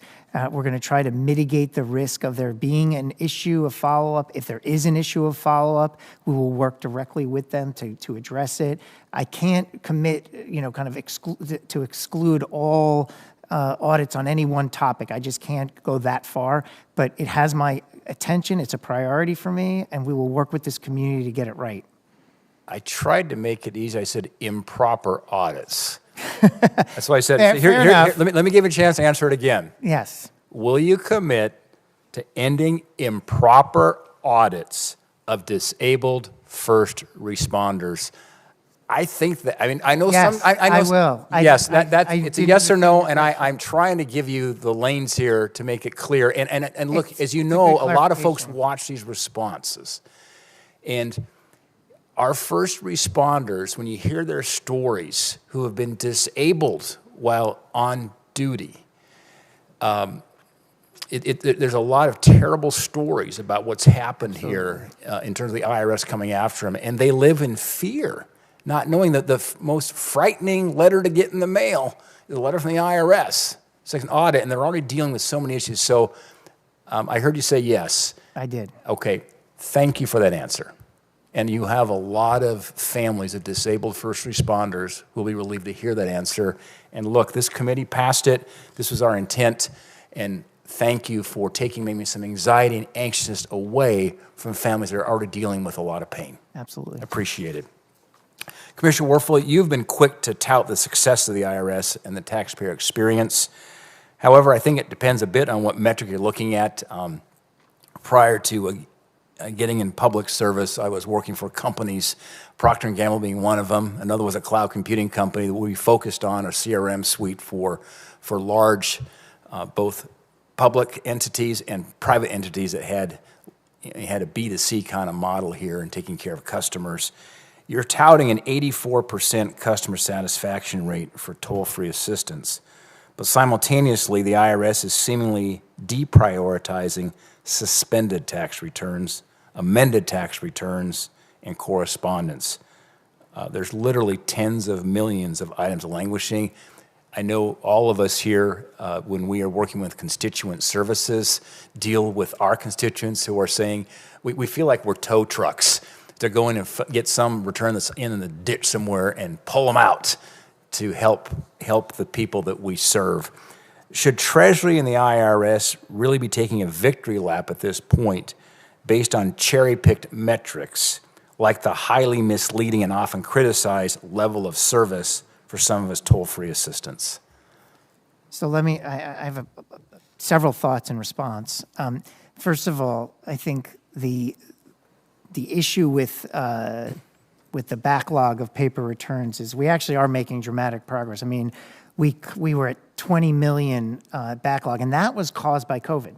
Mm-hmm. And we never had a backlog like this before, but we had to shut down our operations right in the spring of 2020 as the world was shutting down.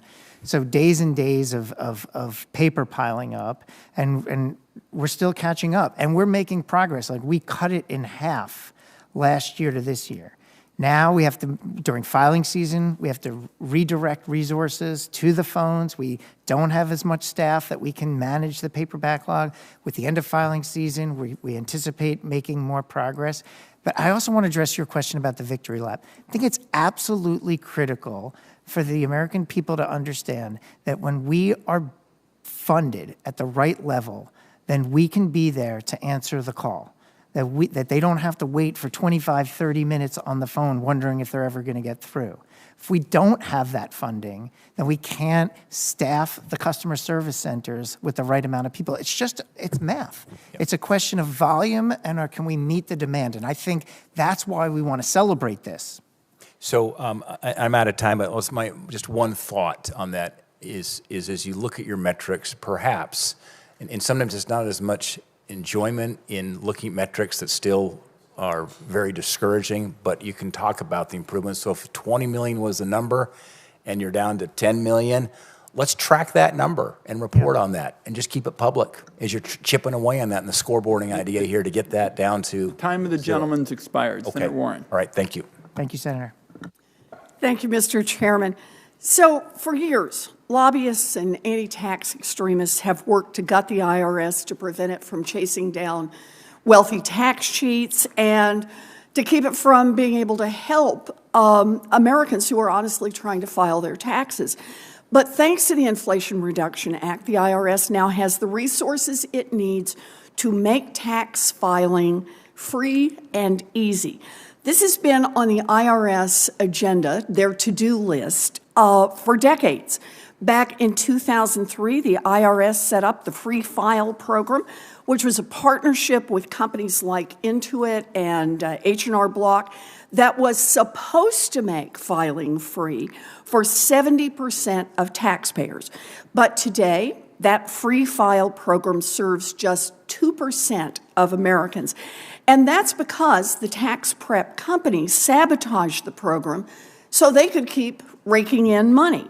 deliberately hiding free file web pages from Google searches and confusing eligible taxpayers by marketing other fake free programs to them, only to scam them by collecting a fee later on. So let me start here, Commissioner Werfel. Do you agree that the current free file program is a failure? I agree. It's not reaching as many people as it should. Yeah, So, the difference between 2% and 70%. It's massive. I think that's a failure. Tax prep companies have sabotaged the free file program. They've tricked and trapped American taxpayers into paying for alternative services that should be free, that are marketed as free, but in fact, they don't make free. And the result is that today the IRS reports that Americans waste an average of 13 hours and $250 each year filing their taxes. And the Treasury Department analysts estimate that about 12 million low-income Americans miss out on thousands of dollars in refunds, likely because it is too expensive and too difficult to file through these supposedly free options. So, Commissioner Werfel, do you agree that the private tax filing options that companies are pushing instead of free file is also failing American taxpayers? The whole process needs to be improved. I agree. We need better clarity. When I hear the premise of your question, I think about the Taxpayer Bill of Rights, and just ticking off, 3 of them were violated just in your question in terms of the implication. So we have an obligation to make the tax system easier for taxpayers to navigate. And, you know, Congress hands us a very complicated tax code. I understand that. And we have to make it simpler. And so, yeah, I want to work with you and with this committee and with taxpayers to make that process easier. And if they are eligible for free file and they're not taking advantage of that or are getting tripped up along the way, what can we do to help? Okay, so look, the Government Accountability Office, the National Taxpayer Advocate, Treasury Secretary Yellen, many of our colleagues on this committee all agree that it is high time for the IRS to develop its own truly free and easy way for hardworking Americans to file their taxes and to claim their refunds. And thanks to the Inflation Reduction Act, the IRS now has the resources to do so, including dedicated funding to develop a roadmap for direct e-filing options with a report to Congress due next month. Now, I'm looking forward to the report. You don't have to say here what it's going to do. I know we'll have an opportunity then to talk more about the specifics of what the IRS can do to help tax filers. But broadly speaking, Commissioner Werfel, can you explain why offering free and easy way to file directly with the IRS would help American taxpayers, particularly low-income and middle-income families? Yeah, again, as you said, we're issuing a report by congressional mandate in mid-May, and that will walk through a lot of the issues. I think one of the goals that we have at the IRS is to increase the options that taxpayers have to engage with us. If they want a fully digital, they should have a fully digital. If they want to do it in paper, we're not thrilled with that, but we have to meet taxpayers where they are.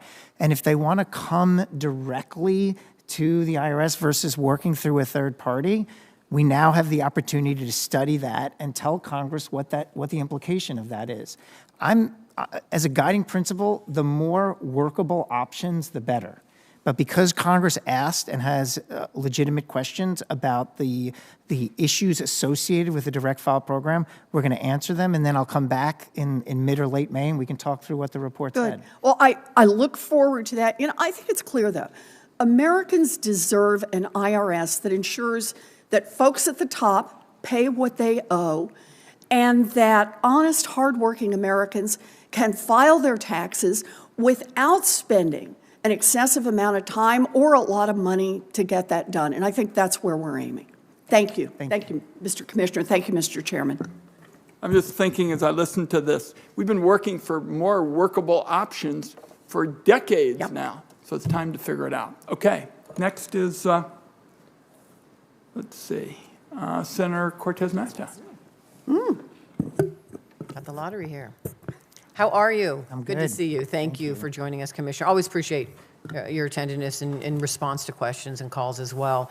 Let me talk to you about something that hasn't been discussed here, but it is important for many of us who are dealing with, unfortunately, disasters in our communities and governor-declared disasters. This winter, Nevada has dealt with a series of severe storms, which have resulted in major damage, causing widespread flooding, rock slides, landslides. They have threatened communities and contributed to more than $10 million in damages to our public infrastructure.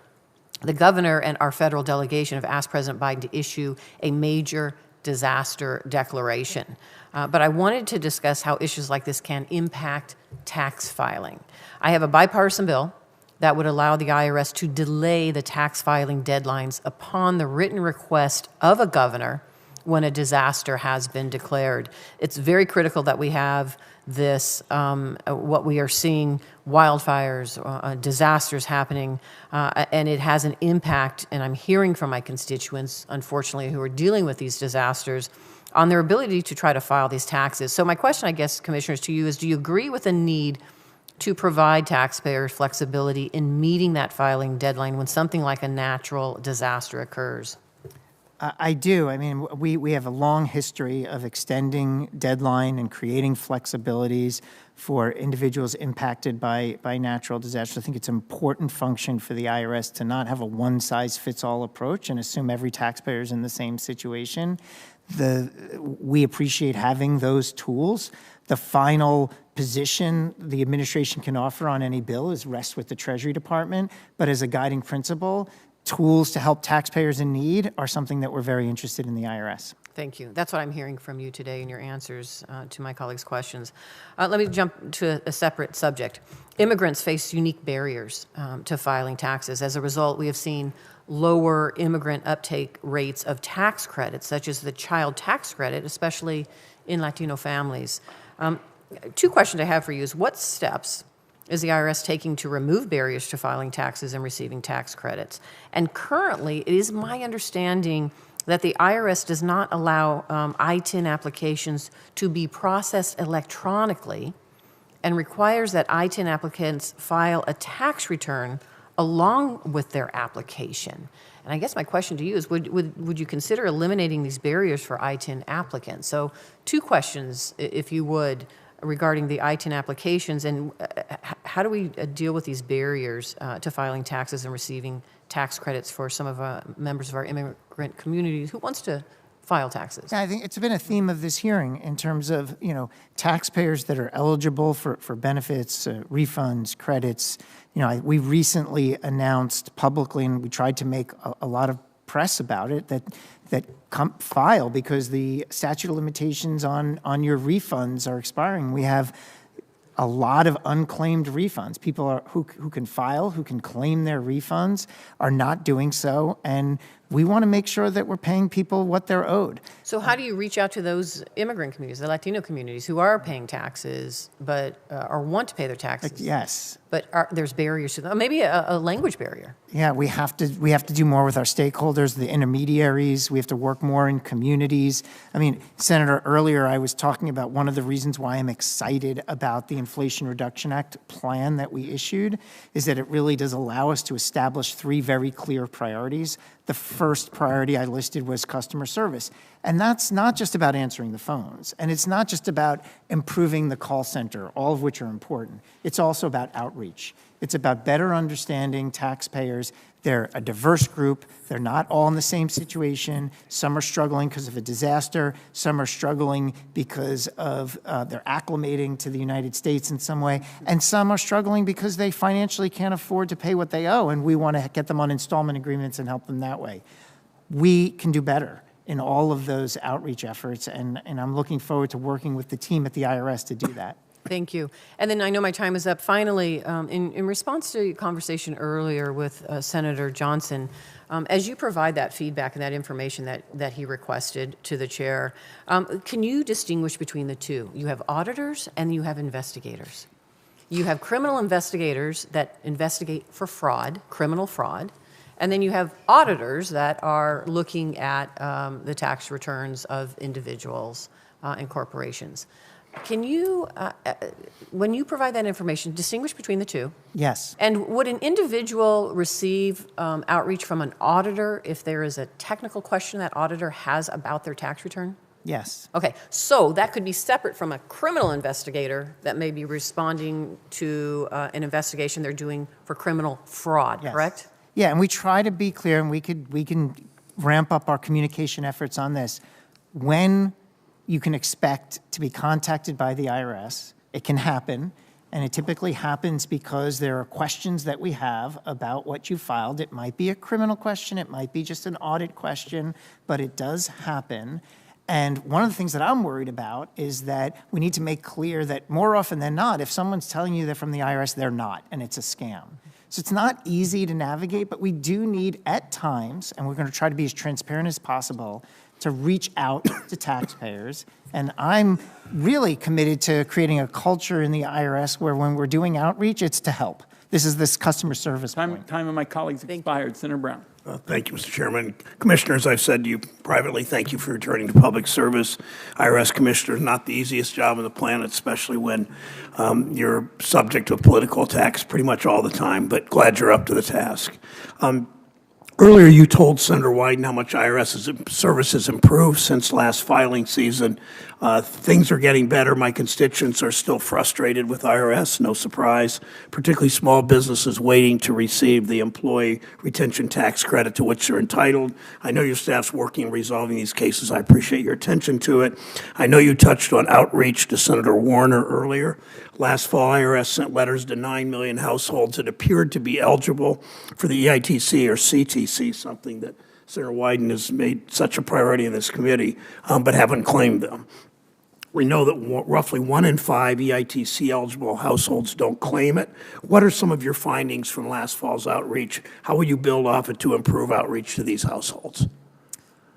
Yeah, I think the reality is that we have work to do, in particular, Senator, because what we're seeing happen too often is that individuals are seeking to encourage people to apply for the credit that aren't actually eligible. So we're seeing some challenges, improper payments or fraud in the system that we have to weed through. That doesn't mean we don't want to make sure that people, again, understand what they're eligible for.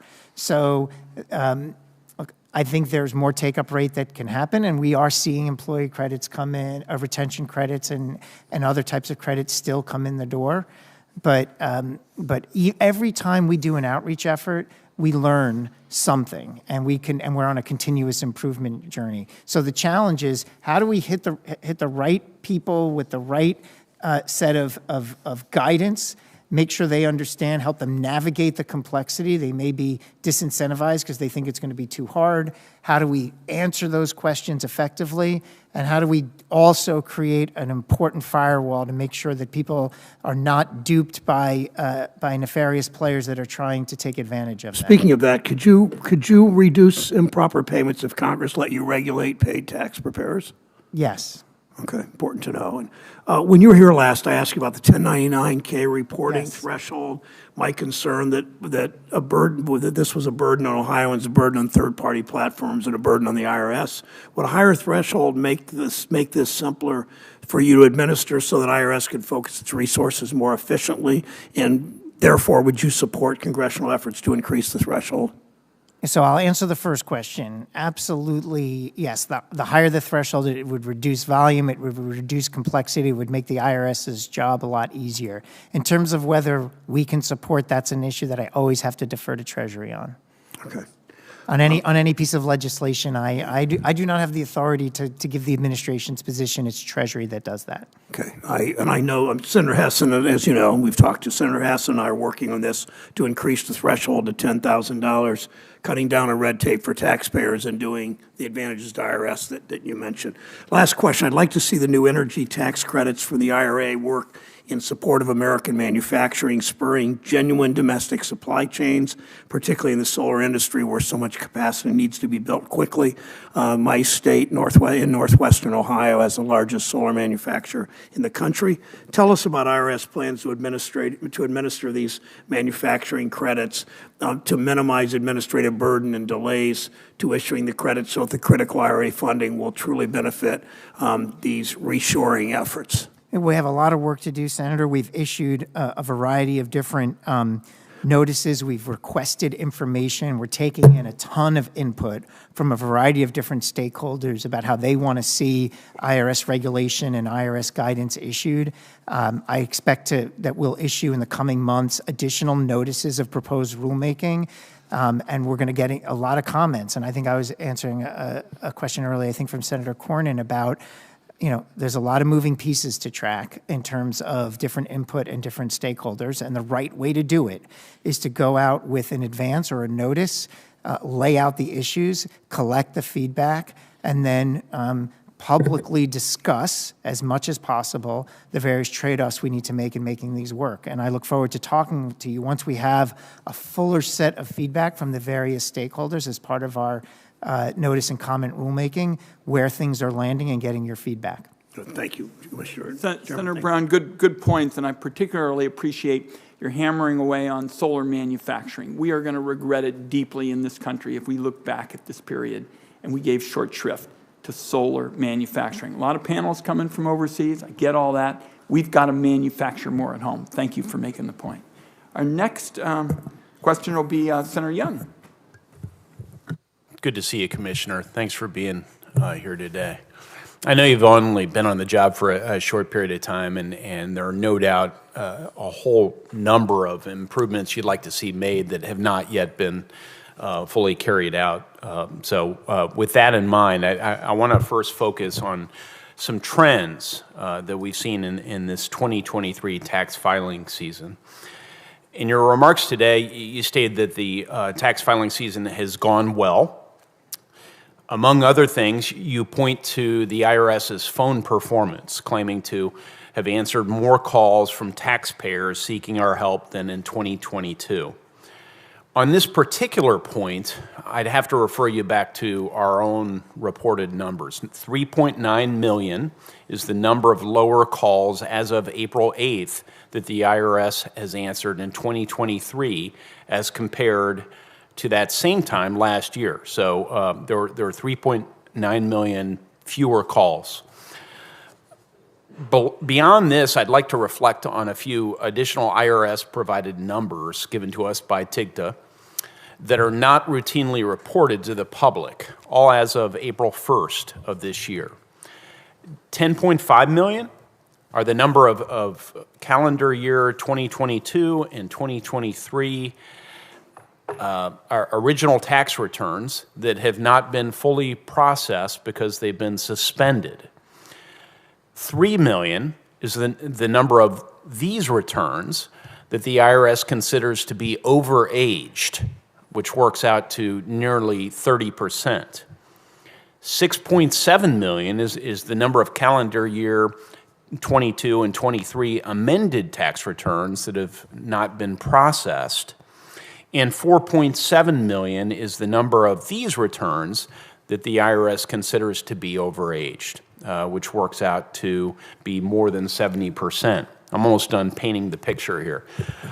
10.25 million is the number of calendar year 22 and 23 items of taxpayer correspondence that have not been worked. And 5.9 million, the last number here, is the number of these items that the IRS considers to be overage, which works to be almost 60%. So, it's nice to hear that the average call wait times have decreased for those who call and are actually able to connect to the IRS. Call volume to the IRS is down significantly year to year. Despite this decrease, the backlog of taxpayer inventory continues. So just to clarify, Commissioner Werfel, after getting all these numbers on the record and trying to bring some clarity to the picture, do you believe that the tax filing season has gone well for the tens of millions of Americans whose original returns remain suspended, amended returns remain unprocessed, or correspondence languishes in a bin somewhere, none of whom are receiving their refunds or having their questions or issues addressed in the meantime? Yeah, I would say compared to last year, the tax filing season has been a dramatic improvement. I think it's important to amplify that, Senator, because it was only possible with additional resources and our ability to add more staff. We did make progress on the backlog, but not enough progress. This started during COVID. We never had a backlog like this before, but when we had to shut down our operations, we had trucks full of returns sitting in the parking lots that we couldn't process until we could get back to operations. And I will say this, IRS employees came back earlier than any other federal employees, had to work social distance. It was really heroic what the IRS was able to do in the spring of 2020 as COVID was unfolding. But this raises the key point, which is how do we build an infrastructure in the IRS so that we can do both, so that we can manage the call volume and reduce the call volume. I don't know if my number is right or your number is right. We'll get to the bottom of that. These numbers are right. These numbers are right. But if you say that the call volume went down, that's actually a good thing. That means that that our website is working effectively. That means that our apps are working on our smartphones more effectively. If we can build that infrastructure and modernize, it's an example. If we just operate at the same budget or less, then maybe we can answer the calls. If we have investments, then maybe we can build the callback option so that people don't have to wait. Right. What the committee wants, what I want, what I think you and certainly my constituents want, Commissioner, is to make sure that we're getting and giving the whole picture here in terms of what the taxpayer is experiencing and what the IRS's performance is. So you want to be transparent. I voted to confirm you in this position because I still believe that, and I did at the time. Yet it's not transparent when the bad news of filing season, there's a mix of good and bad, is provided by inspectors general, while the IRS solely highlights what it believes to be, the most positive facts. So going forward, just in short, will you do everything you can to increase full transparency with respect to the IRS's performance, good and bad, Commissioner? Yeah, I love the idea of a balanced scorecard, Senator, and Yes. Absolutely. I think the reason why I want to amplify the positives is because I want to make sure that it's understood how important fully funding this base operation is. Thanks, Commissioner. Senator Whitehouse. Commissioner. Yes. Use and abuse of 501c4 entities in the political space. That is ability for overseeing. That's so the Citizens United decision of the Supreme Court posited something that I have no disagreement with, which is that if big political spending is not transparent, it is corrupting. That is why transparency was so important to that decision. Political spending that is not transparent is corrupting. That is the law of the land. And we have massive, non-transparent political spending taking place, corrupting political spending. It's over $2 billion, and it could be a lot more depending on reporting glitches. So here are some of the problems that we see emerging. First of all, to play in the political space with 501c3s and 501c4s, the current state of the art is to have a twinned 501c3 and 501c4. The 501c3 isn't supposed to do any politics at all. 501c4 is only supposed to do half. The 501c3s and the 501c4s tend to have the same locations, the same staff, the same boards, the same funders, and yet nobody's looking at piercing the corporate veil and seeing whether the 501c3s are being used to improperly support 501c4 political effort. So I would like to have you take a look at that question. Second, 501c4s are only supposed to do less than half on politics, but what we see is associated 501c4s that are providing a orchestrated cascade where the donor gives, let's say, $1 million to front group, 501c4 front group number 1, which spends half of that on politics, and gives the other half to front group number 2, which spends half of that on politics. Now we're up to $750,000, which gives that other $250 to another related front group, another $125. Now you're up to $875,000. One more, and you're over $900,000 out of the $1 million being spent on politics in a coordinated way, conceivably around a single table in a single meeting room. And finally, we have instances of what seems to be massive self-enrichment in this environment as people seem to be paying each other off, again, using these 501c3 and 501c4 mechanism.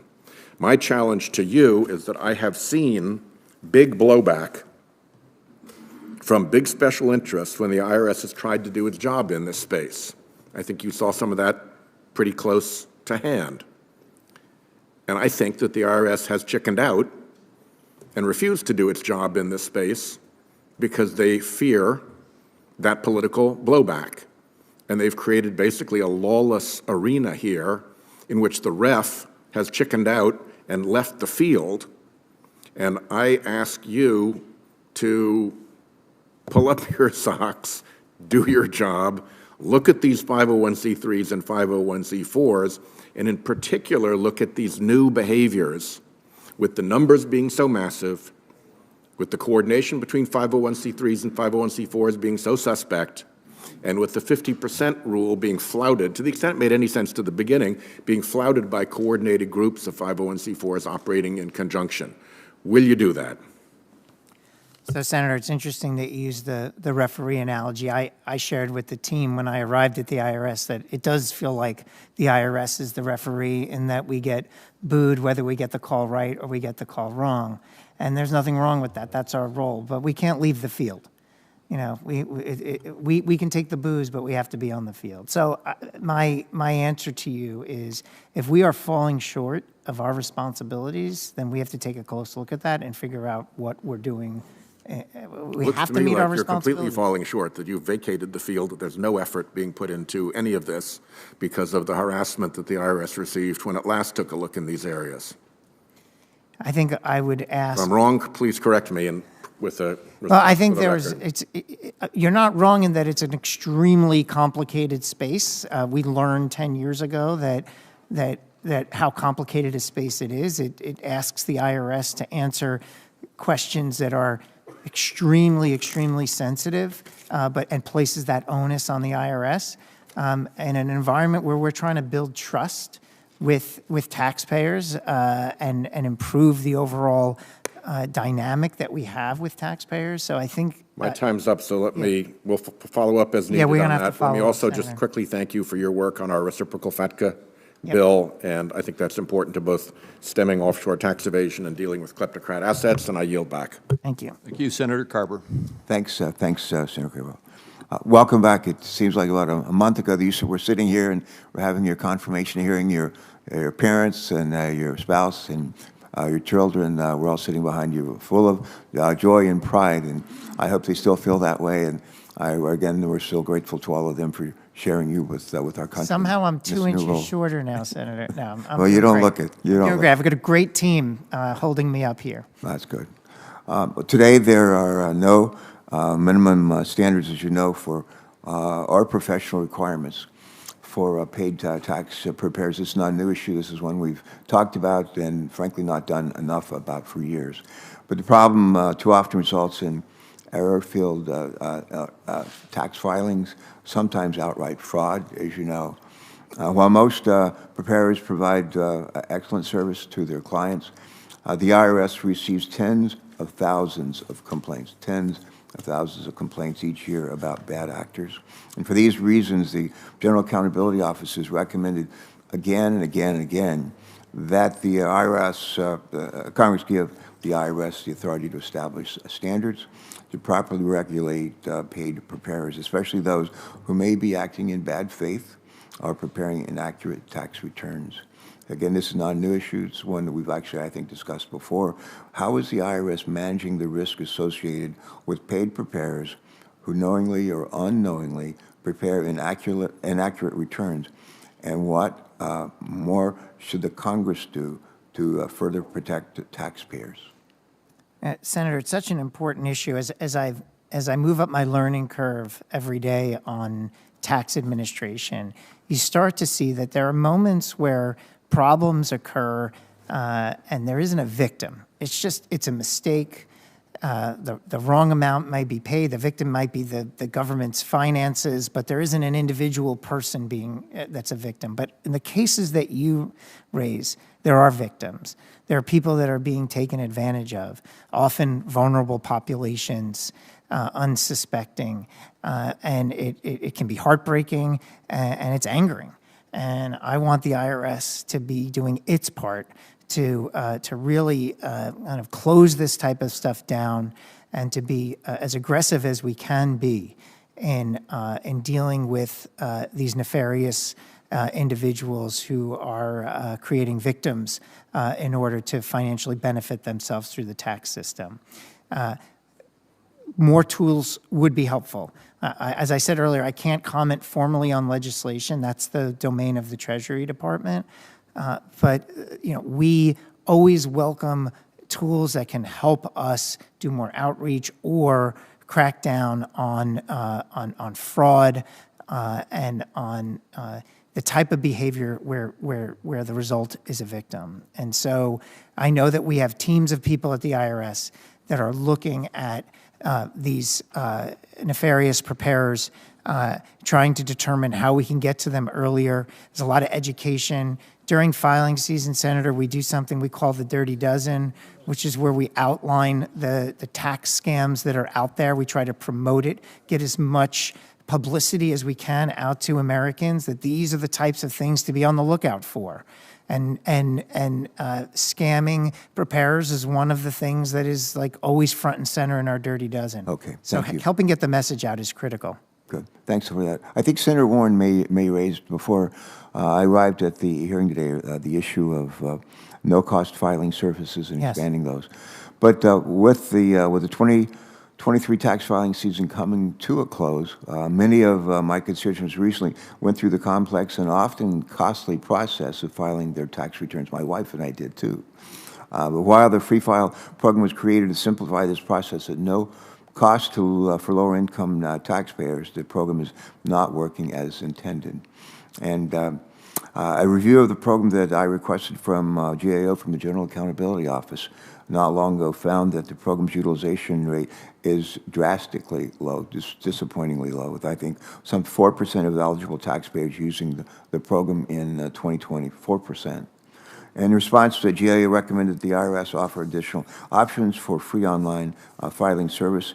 Fortunately, thanks to the Inflation Reduction Act, as you know, the IRS now has the resources to expand access to free, simplified filing options, which would improve tax compliance and strengthen the fairness of the tax system. Here's my question.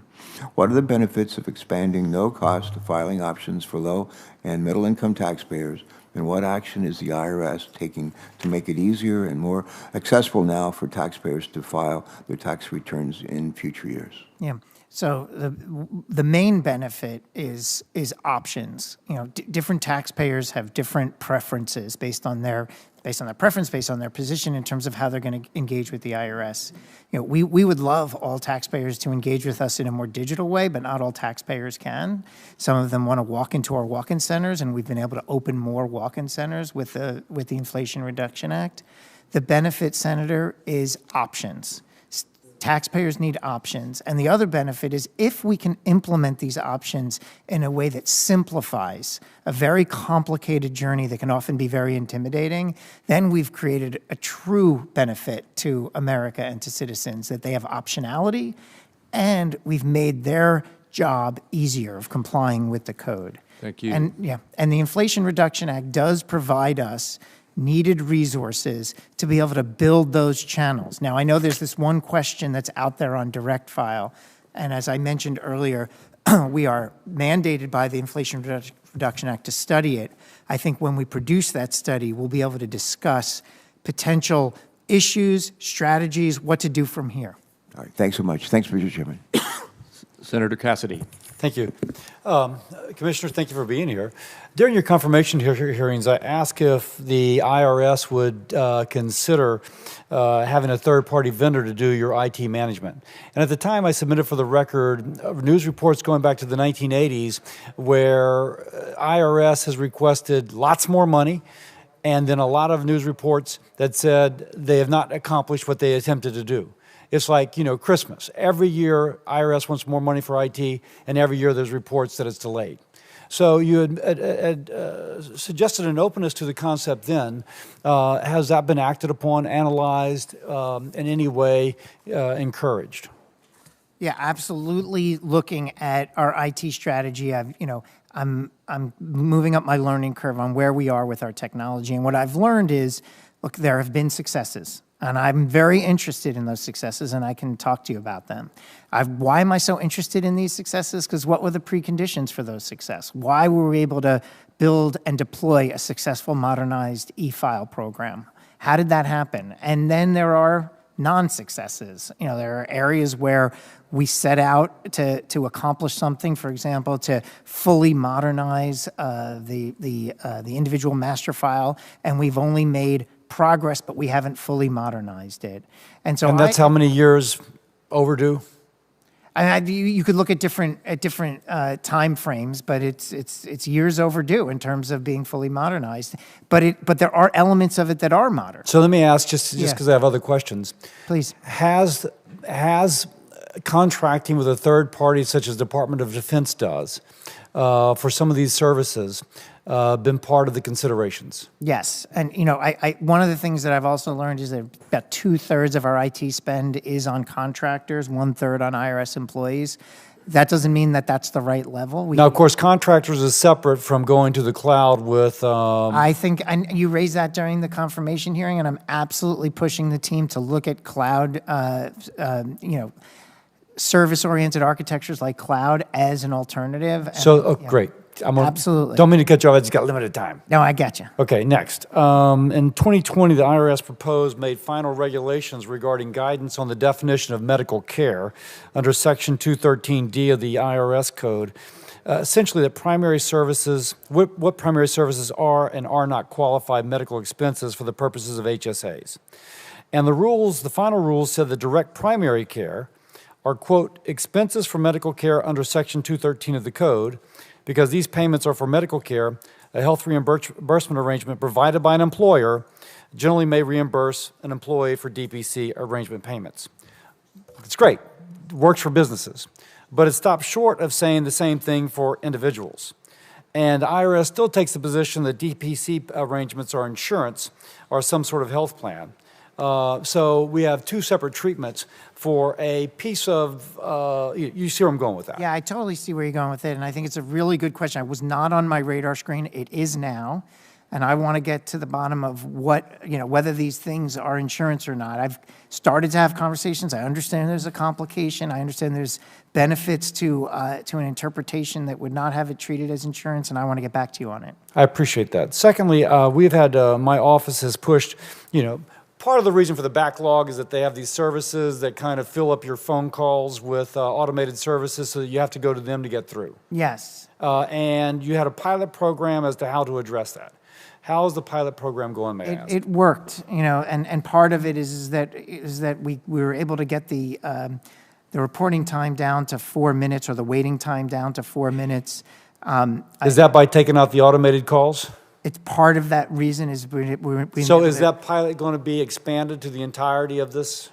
Because I was told it was a pilot. Has it now become? Yeah, I don't know that I can say we're gonna continue to leverage that type of solution to make sure that we are preventing that practice, because that's not a fair practice. Yeah, it seemed like we had success, which is the bottom line, and you always want to replicate that success. So we're very interested in figuring out why it went right and how to scale it. Sounds great. You're filing, the private sector is obviously filing returns for people. But do you perceive a conflict of interest where the IRS, which is going to tax people, is also helping them to fill out their forms? The interpretation which an independent filer may take on their behalf might then be taken in a different way? Yeah, it's an important question. I think it's a policy question, actually. What I want to do is answer the question is like, what are the operational implications of a direct file program? The idea that the IRS would be more involved in tax preparation through a direct file. I mean, I think other countries do it. It's a debate. I don't want to weigh in on the debate. I want you and the Treasury Department and the President to decide, and then we'll figure out how to administer it. Thank you for great answers. I yield. I thank my colleague. I think he missed some of the earlier discussion because I and Senator Crapo, Senator Warren, a number of senators have asked questions about free file. The history of this is pretty interesting. Down at the end of the dais on your side, Dan Coates was with me on a bipartisan free file proposal years ago. And of course, all of the powerful interests came out and said Western civilization was going to end. And we tried to simply say it would be voluntary. In other words, all parties agree that if we go forward with such a thing for the people of Louisiana and Oregon and everywhere else, it will be an option. It will not be required in any way, shape, or form. So we look forward to having that discussion. I thank you. Senator Menendez. Congratulations, Commissioner, on your confirmation. Over the last year, I led 8 letters to the IRS about a range of customer service issues impacting taxpayers. Just as the IRS expects taxpayers to file on time, taxpayers and tax professionals should be able to count on the IRS to answer the phone, respond to questions, and process refunds in a timely manner. And thanks to the resources provided by the Inflation Reduction Act, the IRS has hired 5,000 new customer service workers to help meet taxpayer needs. It's now consistently answering the phones, as I understand it, between 80 and 90% of the time at an average speed of 4 minutes compared to last year when the average level of phone service was 17% with a speed of answer rate of 27 minutes. So that's good, but there's still more work to be done. Currently, it takes approximately 20 weeks to amend paper and electronic returns. Commissioner, can we expect a more acceptable timeline for the IRS to process amended returns? You should expect it, and we should be held accountable for it. I mentioned earlier, we have the ability post-filing season to redirect some of our staff to the paper backlog versus being on the phones because the call volume should go down. That will enable us to process more. We are scanning more paper forms. The more we scan, the easier it is to get them processed. It makes the process more fluid. And then there are longer-term solutions, whether it's hiring more people to help process these paper and amended returns or building technology solutions to more automate it, because right now in most cases we can't accept an amended return electronically. This is why the Inflation Reduction Act is not just about managing the day-to-day. It wasn't supposed to be about that. It's supposed to be about modernizing, and I'm hoping we can preserve those funds in the Inflation Reduction Act. So with all of that, what can we get this down to, and in what time frame do you think that? Well, as an example, I mentioned that on the employee retention credit, I mentioned to Senator Warner, we're trying to, we are at about resolving 20,000 a week right now, post-filing season. I'm asking the team to double that output and to focus on the oldest first, obviously, to make sure those that have been waiting the longest. But I appreciate the question. It is part of the challenges that we have in terms of this paper backlog, but we're making progress. Correcting a small mistake shouldn't lead to a 5-month delay in receiving a refund. And so I'm proud of the progress you've made, but we need to do better.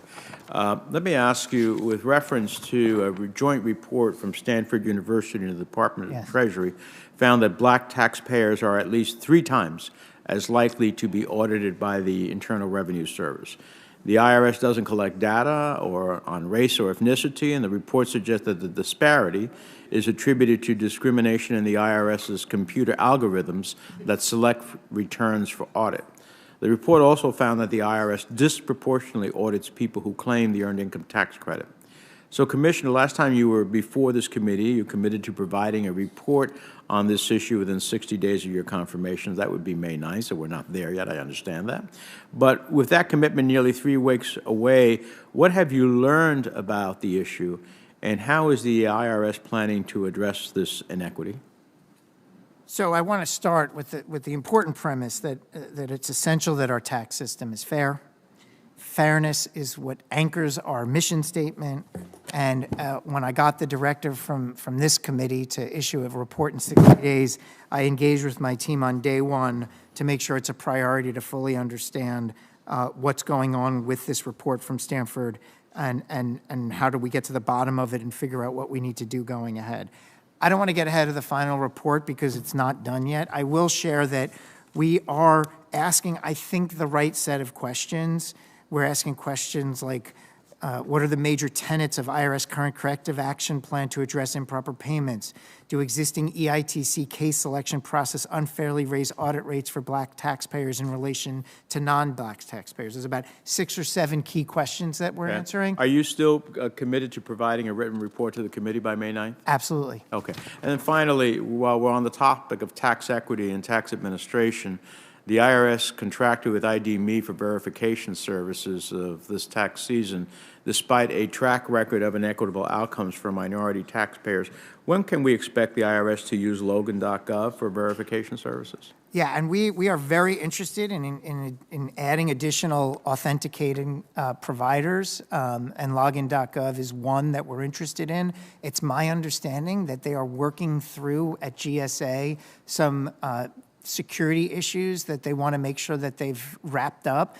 Once those security issues are wrapped up, we will move forward with login.gov as a provider. I'd like you to be able to give us a report when you see you're on your way to that. Yep, Thank absolutely. you. Thank you. Thank you, Senator Menendez, and for coming down strongly on this matter of the racial disparities. It was so striking when we heard the original conversation.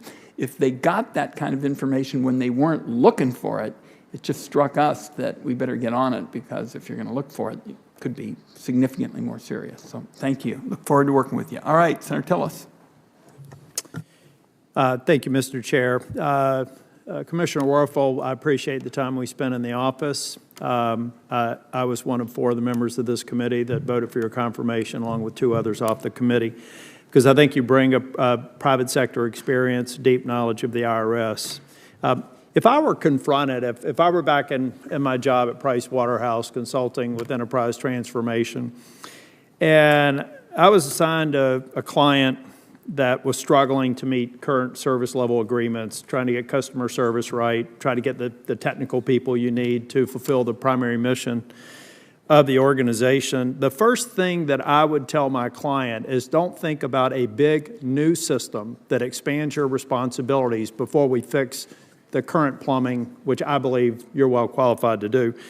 Why shouldn't I look at all the calls for free filing as one of those at-risk projects for enterprise transformation when 70% of the taxpayers are already eligible for free file? If my data is correct, anybody making less than $73,000 a year with a public-private partnership that the IRS has today with tax filing entities, they already have it. So even if you felt like you need to get to 100%, why wouldn't you figure out how to plus up that relationship versus build your own and compete with the private sector that's already fulfilling the need? Well, Senator, it's an excellent question. And, you know, as you were talking, I was thinking, yeah, you absolutely have to keep the lights on. We have to be there to answer the calls. Yeah. We also have to concurrently build incremental improvements. Yeah. And I get it. And you're gonna answer that question in a way that's going to satisfy me. So I'm going to stipulate that you're going to give me a good answer, because so I want to move on. Yeah. So you're confirmed. Can you tell me whether or not you believe that the IRS has the authority, without new authorizing legislation and appropriations, to develop and implement a system for the service to prepare returns for taxpayers or allow them to file directly with the service using the government-run software? I know there's 15 million out there to study it, but yeah. No, I've got this question earlier, and I think I committed to come back because the remit under the Inflation Reduction Act is for us to assess the feasibility. Most often we're doing that because I suspect Congress you don't have, I hate cutting people off, but I want to stick to my time. I suspect that you don't have the appropriate authorizations and funding. And so now we're going to take our attention away from your core mission, which is to transform the IRS, and say, we also want you to focus on this other big project, which really doesn't have a lot to do with a lot of the KPIs you need to be working on now. So a last question related to this.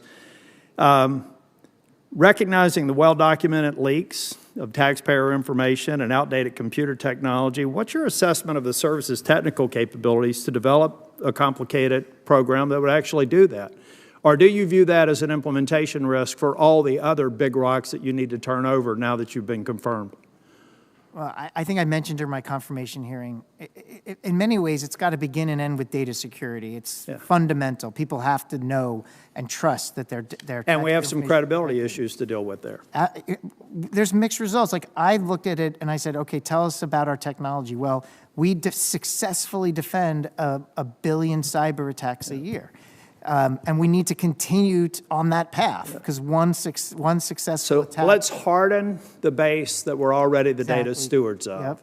Prove that we can do that on a sustained basis, and then decide whether or not we want to dramatically increase that base that would be subject to the same vulnerabilities.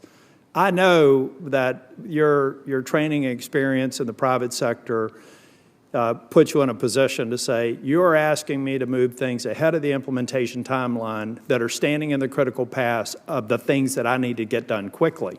And I think Congress needs to hear that, to understand that we don't do alla prima when it's technology, cybersecurity, everything else. If we don't focus on the primary goals so the taxpayers can be more satisfied, so that your customer satisfaction ratings can go up, then we're going to lose. The last thing, and I'll submit a question for the record, but also on the tax gap. Yes.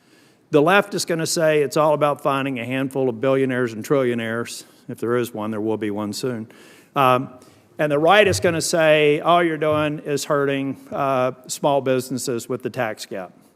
But we don't have the information to even know that. I've asked a simple question. Let's stratify all of the people that contribute to the tax gap, so that we have a distributional analysis of where we need to go after it.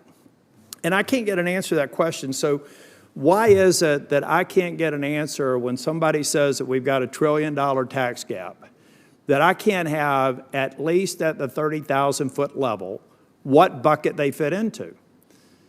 Because I think we're talking past the fundamental issue. If somebody owes tax, we could have a separate discussion about whether or not that tax should exist.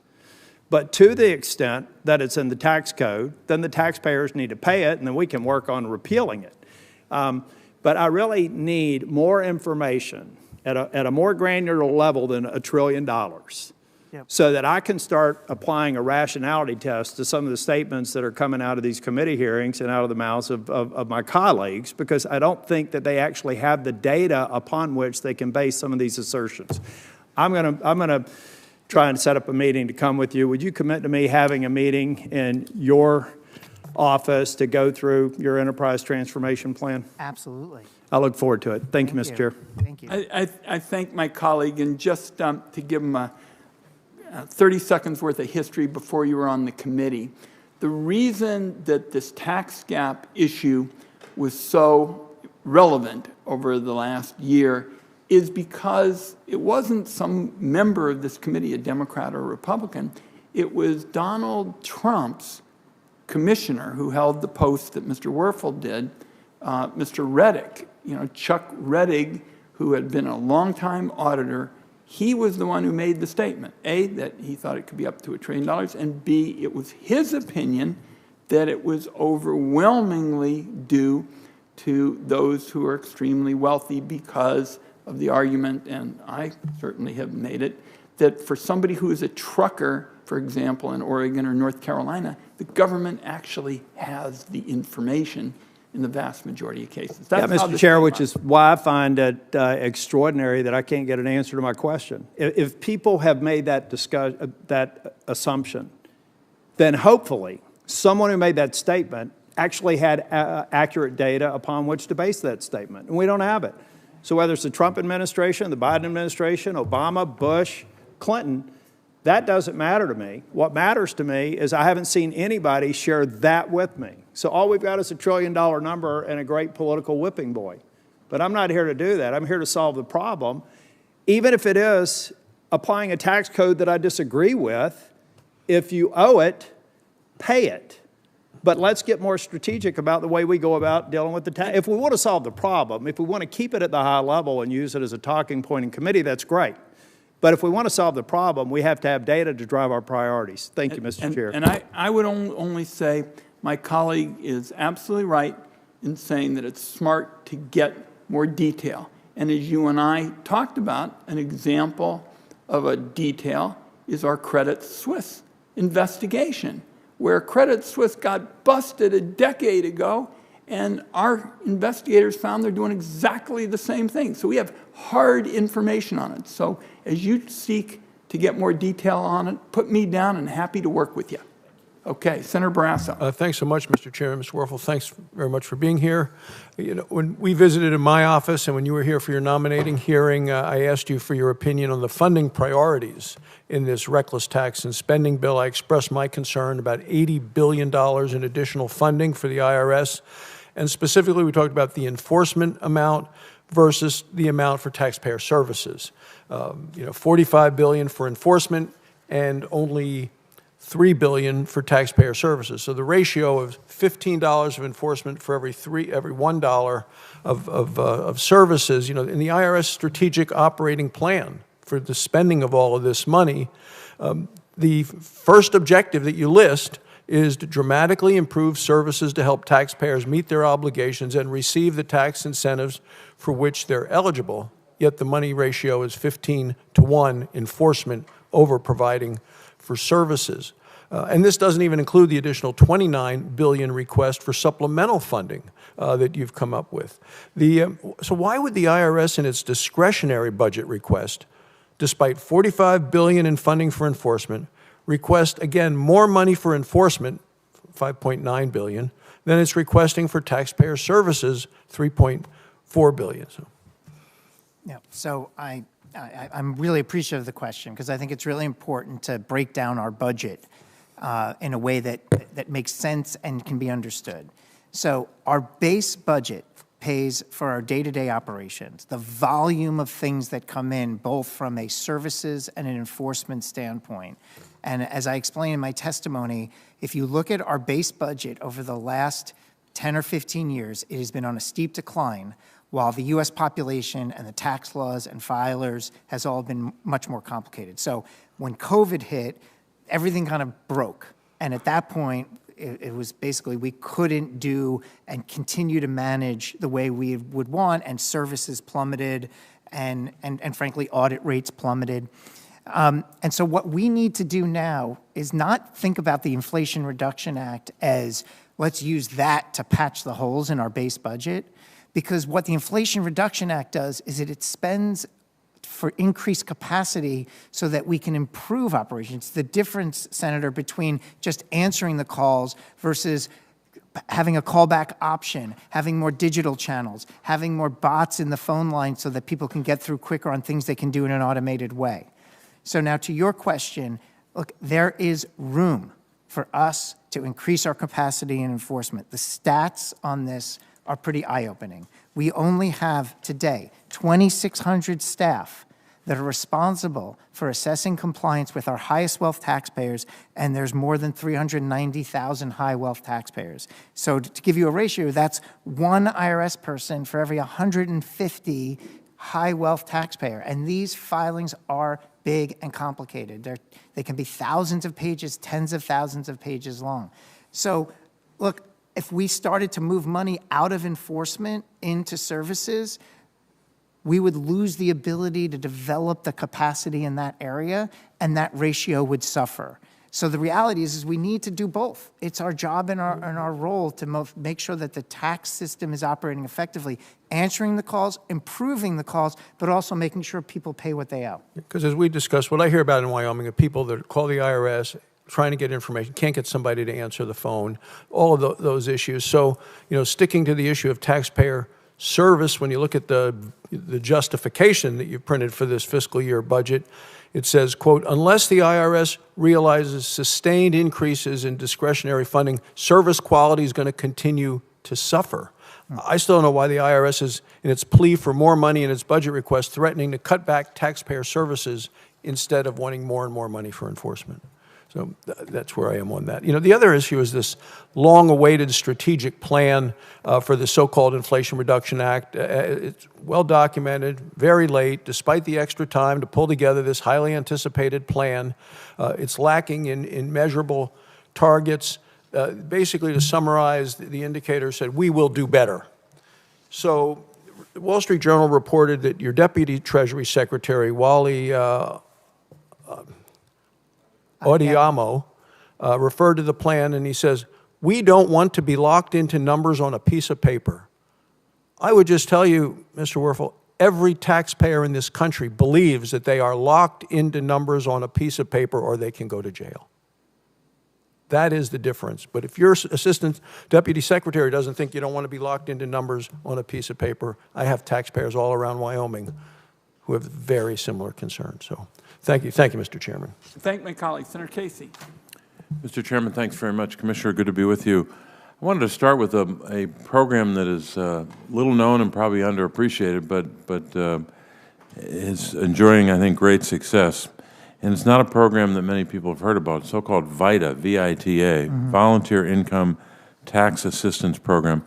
I was just up in, not far from where I live in northeastern Pennsylvania, up in Stroudsburg, Pennsylvania, the Pocono Mountains, and I met with a group of volunteers who work as part of VITA, and we know that last year, VITA helped nearly 2 million Americans do their taxes and claim tax refunds for free.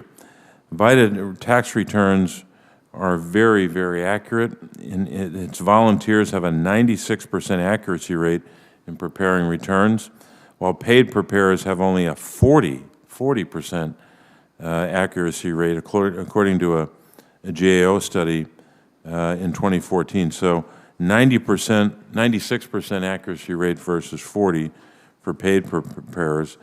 And also, you get a great bang for our taxpayer buck. The IRS spends about only $21 per return prepared through VITA, and 10 times that much, about $220 per return through a tax preparer. So it's clear that VITA is a great deal for taxpayers, and we're getting good results from it. It saves taxpayers time and money and penalty fees, and it saves the IRS time in correcting incorrect returns. However, the IRS was not specific about its plans for the VITA program in the strategic plan. What does the IRS plan to use the infusion of funds from the Inflation Reduction Act to improve the volunteer taxpayer services in VITA? Thank you for the question, Senator. And I agree with you. It's a critically important and successful program. And I was pleased to see that the number of VITA prepared returns increased. It was 1.8 million last tax season. It's over 2 million this year. So it's nice to see the program expanding. Part of what we are doing in the IRS is working more towards engaging these types of programs and stakeholders to meet taxpayers where they are, better understanding how we can lend that helping hand to taxpayers, how they need it. Do they need more digital channels? Do they need more help from trusted partners like VITA? It absolutely has to be an area of investment, and I can provide you with more details in terms of how we might scale and continue to invest in that program, but it absolutely is, I'm a personal champion of that program, and we'll continue to work with them. No, I appreciate that, and I want to salute you and your team on the great success you've had in providing better taxpayer services here. The numbers are very compelling and irrefutable about better service and the investment that we made. Another area I wanted to ask you about was the bonus tax credits in the Inflation Reduction Act that reward companies that are either building new energy projects in coal communities. That's a provision that I worked on and pushed forward, or companies who use American manufactured products. So we don't want to just improve supply chains generally. We don't want to simply create the clean energy future, which we have to create, but we want to make sure that we can have the elements of those energy products, the content of them, made in America. Yep. We know that last year we gained almost 800,000 manufacturing jobs, or I should say over the 2 years, and we want to build on that. So we need strong domestic content rules to reward companies for building their energy components in America. Not good enough to have a clean energy future if it's all going to be built by some other country, for example, like China. However, the IRS and Treasury have not released guidance on how companies can claim these bonus credits for domestic content. So I'd ask you, can you commit to working with me to release a strong and clear domestic content set of rules very soon? Yes, absolutely. We have, I talked to the team. They are working on that very guidance document along with others that are coming up in the next few months related to the energy provisions in the Inflation Reduction Act. So the answer is yes, Senator. Commissioner, thanks very much. I'll send a question or two for the record, but thank you. Thank you. Commissioner, we're waiting for a moment for Senator Cantwell. I do want to take up just for a minute as we wait this last point with respect to these communities that he's speaking of. In designing the clean energy tax credits, and this was something I was involved in for a full decade since Joe Manchin asked me to come to West Virginia. We said we were going to come up with a tax code that was technology neutral, so as to be market-oriented, and be a system that would reward those out there who would reduce carbon emissions. We had a number of senators in this committee and elsewhere saying, I want to be part of the future. I want to be part of something better. But we've got to make sure that we have tangible, concrete tools out there for communities that are serious about being part of the future and want to know how you can actually get it done. Senator Casey, with the effort, and I believe sometimes we called it the incentives program, sometimes we called it the bonus tax credit provision. We said very bluntly that these communities had to have an opportunity to be part of the future that Senator Casey and Senator Brown and others envisioned. So I want you to know, Senator Casey, we're going to be with you every step of the way until all of this is fully implemented. As we know, we've made progress on the other side of the coin, the energy communities, but you just keep raising it. I'm going to be pushing for you every step of the way. Okay. Senator Cantwell has joined us, and please go ahead. Thank you, Mr. Chairman. Appreciate it. This important hearing, particularly at this time. Last week, the IRS announced that nearly 1.5 million Americans have unclaimed tax refunds from 2019. In Washington state, the pandemic and other disruptions prevented as many as 42,000 people from filing their 2019 tax return, leaving a total of 44 million in unclaimed refunds. When you were here last February, the IRS, you said that the IRS should be able to communicate in a much more timely and aggressive fashion for taxpayers, and I agreed with that. In April 12th, the unclaimed refunds, you stated, frequently see students, part-time workers, and others with little time to really realize this. So what, I know that to ensure these individuals have the money they owe, they need to be ahead of the July 17th deadline. So what is the IRS doing to create greater public awareness for these unclaimed refunds, and do you have plans to reach out to individuals to ensure they file before the July deadline? Yeah, and I was pleased with the type of publicity that was created when we announced the July deadline. A lot of media outlets covered it, and basically said, look, the IRS is informing you that you are eligible for a refund, and you should come, because we are wanting people that are eligible, whether for it's a credit or a refund, to claim it. Now, how do we continue to build on that outreach? There's got to be more than we can do than just issuing a press release. We can use social media. We can engage with intermediaries and associations and groups. And this is part of, the vision that we have for improved customer service is not just, hey, we're here, we're going to answer your call. That's part of it, and that's critical. But it's also outreach to meet taxpayers where they are. And so it's two-way. It's us here when you need us, whether it's in an assistance center, a walk-in center, or the call, but also we want to meet you where you are to help small businesses meet their obligations. Sorry, sir. That's okay.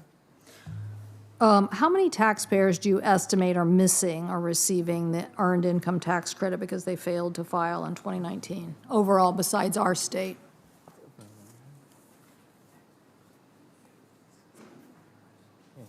I don't think we have an exact number, but I think we believe it's over 1 million people that could be claiming refunds that aren't, but I could try to get you a more precise number. Yeah, I think just given the numbers in our state, yeah, I would think that would easily make 1 million.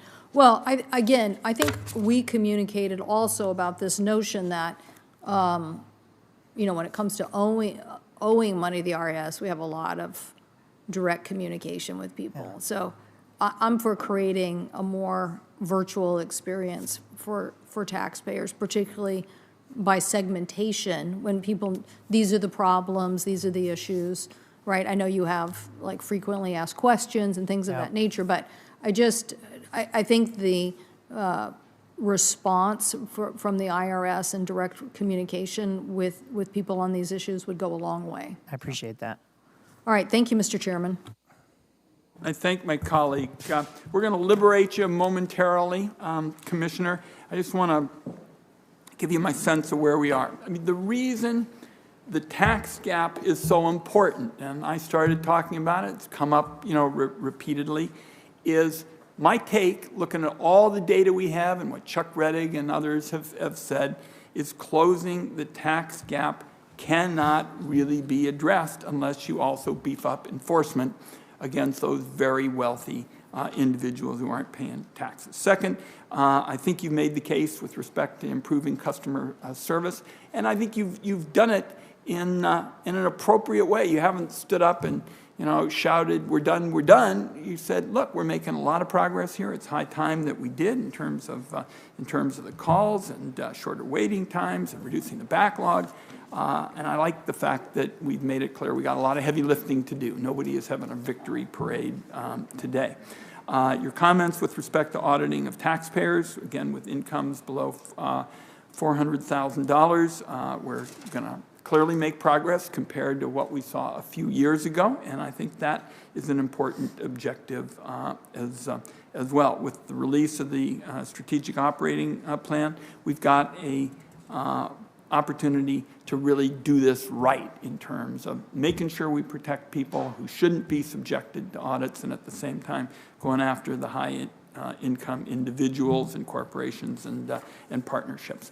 One last point that I think I've kind of touched on is when I look at this question of the high flyers and people who have repeatedly skirted the law, I am especially focused on the IRS going after repeat tax evaders. What people asked me when they heard about Credit Suisse, they said, "Ron, you're kidding me.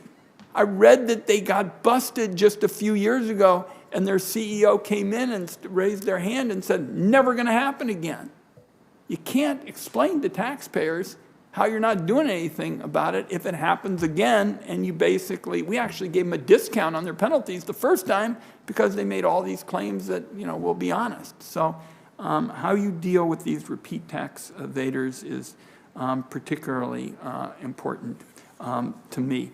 I want to close with three quick points. Tomorrow, the finance members will have a briefing by the Commissioner, Commissioner Werfel, on the strategic operating plan. We thank you. Give the opportunity for members to ask additional questions. I and Senator Menendez both asked you today about this question of these racially biased audits. Very, very troubling. And from the very first day, I asked about whether it'd be on time, and for a repeat response, you said, "You bet it'll be on time," which is going to be something members pay attention to because you're following through. With respect to that, we'll follow through and say for the information of members, questions for the record are going to be due by 5 p.m. next Wednesday. That's April 26th. Mr. Chairman, before you gavel close, I just wanted one procedural point, which is I mentioned to both you and Senator Crapo that after the plan was issued, we've got questions from Congress, both authorizers and appropriators, with questions about numbers, and we've been providing information. And as a result of providing that information, there's now available to you 10-year spend numbers over the life of the IRA, more detailed FTE numbers over a 3-year window. But I realize that as we provide that information, it's not simple for you to know where it is. So we put together a compendium of that. I'd like to introduce that for the record so that you have a one-stop shop for it and the public can see it as well. Without objection, the welcome news that there will be a one-stop shop is introduced in the record at this point. We look forward tomorrow as well. And again, I just want to thank you for saying you're going to be hands-on and you're going to follow through. That's what the job's all about, and you're saying that's your focus. With that, we're adjourned. Thank you.